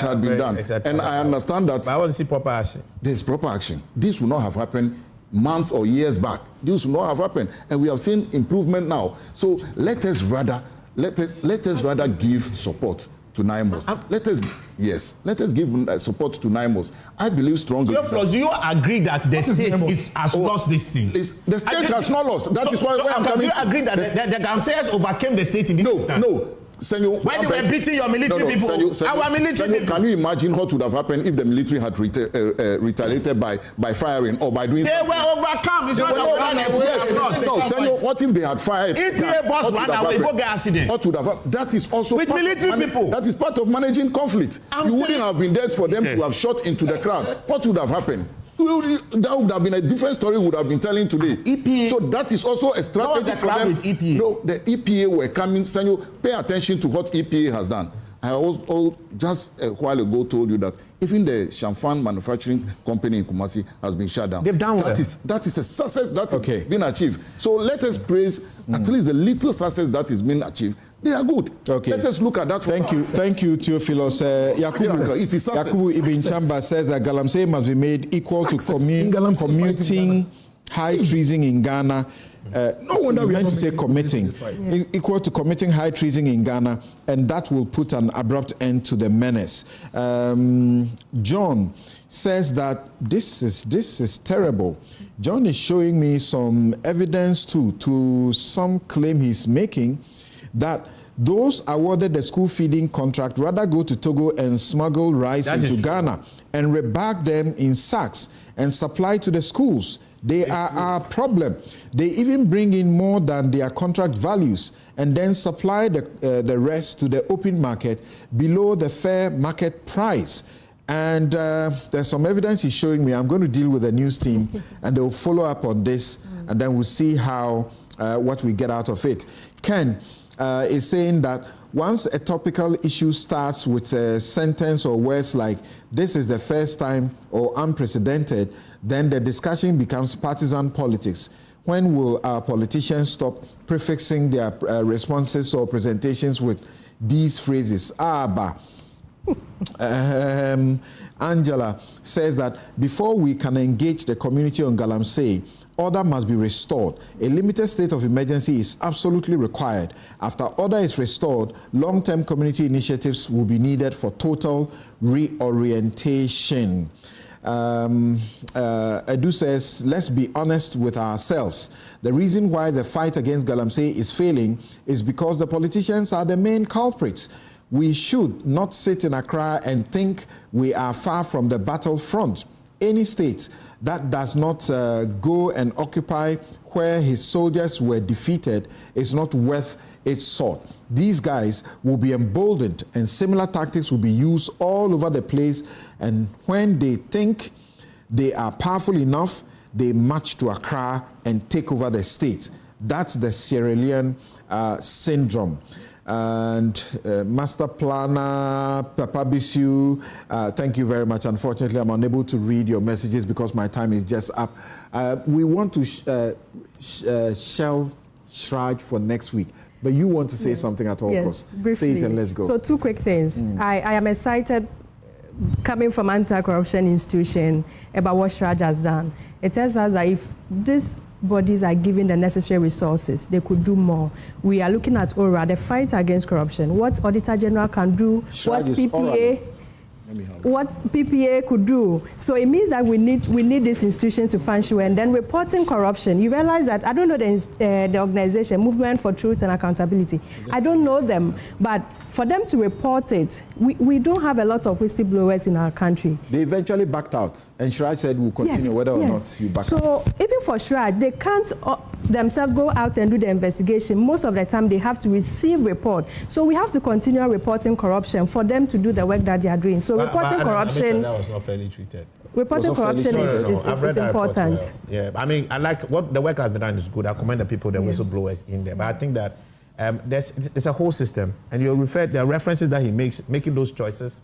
The officers who were also responsible for it, he cannot be the only one being mentioned and being dried like that. But he's a head of entity. He's head of entity. Yes. Be careful. Watch how the GRA works.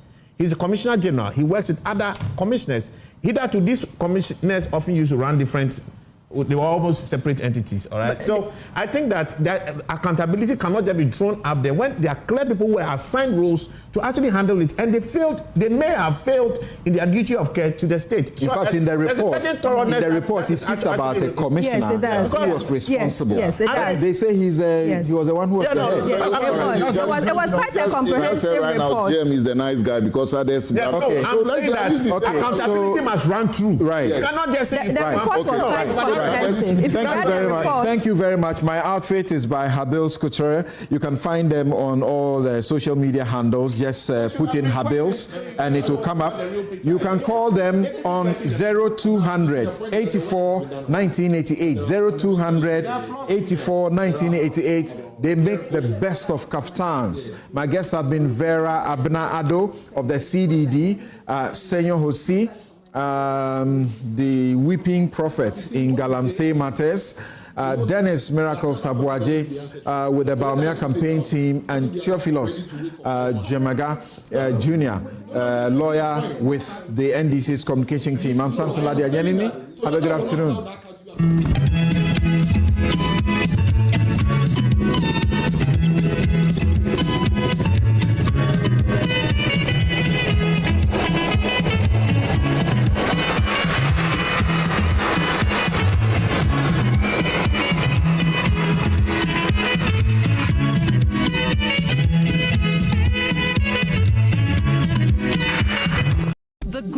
Awards has always been more than a celebration. For years, we have honored excellence across the African diaspora. This year, 2025, we take it further with a chartered flight straight from Accra to Bridgetown. From the 9th to the 13th of November for the Guba Trade and Investment Conference and Awards Night. There will be 9 panel sessions, private roundtables, and investment-ready site visits, all designed to build lasting connections and open new opportunities. Guba, Barbados. This is where Africa and the Caribbean come together to connect, build, and to renew. A true reclaiming of our Atlantic destiny. Join us. Secure your seat at GubaAwards.com or call 024-515-6705 or 059-738-5229. Guba Awards 2025. Connect, build, renew.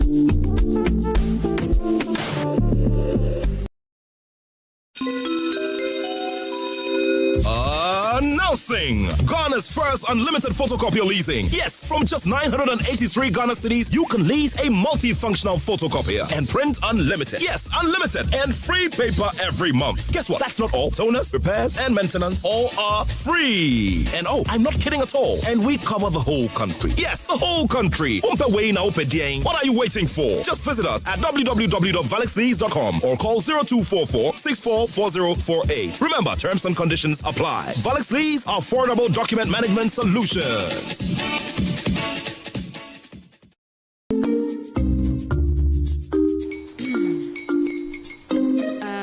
Kwame and his uncle are almost here. Wait a minute. This one too, your friend Kwame. Wait, Kwame. As in the same Kwame again? Yes, Mommy. I'm the second coming. Into all this tension just to reintroduce that broke boy from Kaswa. Why would you deceive the family like this again? Now I understand the whole delay. Troll from Kaswa, dear. Why wouldn't he be late? Or be late? Of course.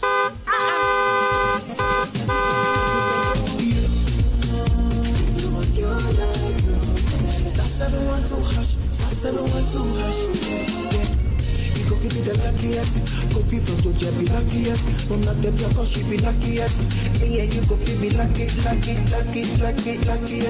No matter what you're luckiest, everybody go be the luckiest. That's Kwame! Senya God apple boom. If you put it toy, so would the coming of the Son of Man be. Hey! Is that his car? Ha! Even now, your shadow the way designer. I use my own mouth to reject him. Oh, this is my mouth. Look at that. Kwame, my son. Now, tell me the truth. How did this all happen? Oh, mommy, a simple dilation. Mr. Good Luck no me well.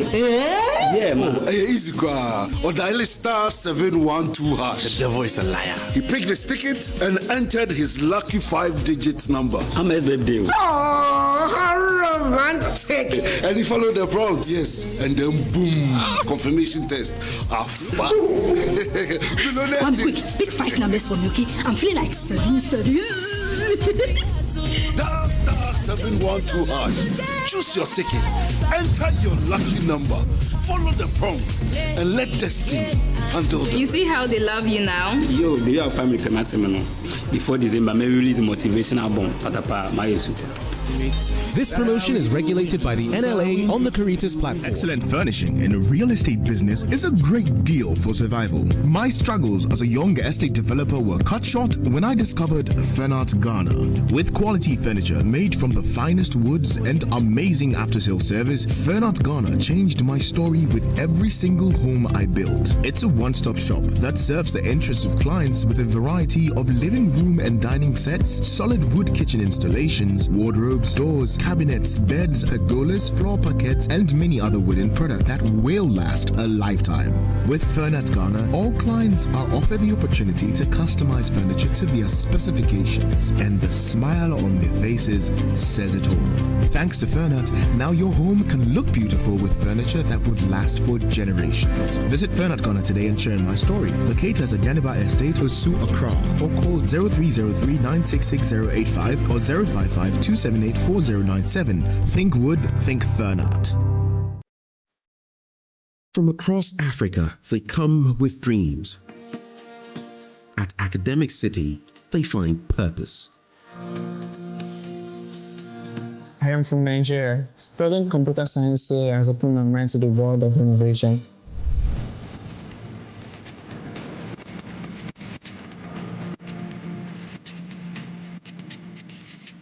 As a parent, seeing my daughter class at ACT gives me peace of mind. ACT didn't just teach me skills, it gave me the confidence to lead change. A world-class faculty, hands-on learning, a campus that inspires bold thinking. Join a community building Africa's future today. Academic City University, educating future-ready leaders.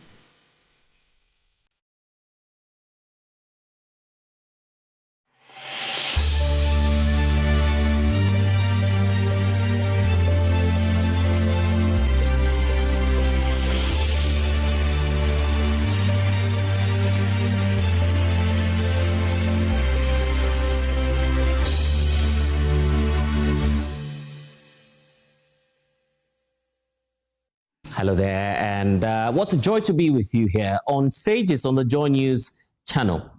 If you're talking about wash, water, sanitation and hygiene across not just Ghana but Africa, there's certainly one name that you cannot leave out in terms of those who are forebears and have made their significant contributions to making Africa, Ghana and the entire world hygienic or clean, if you want to call it as such. And they are doing that through their ingenuity.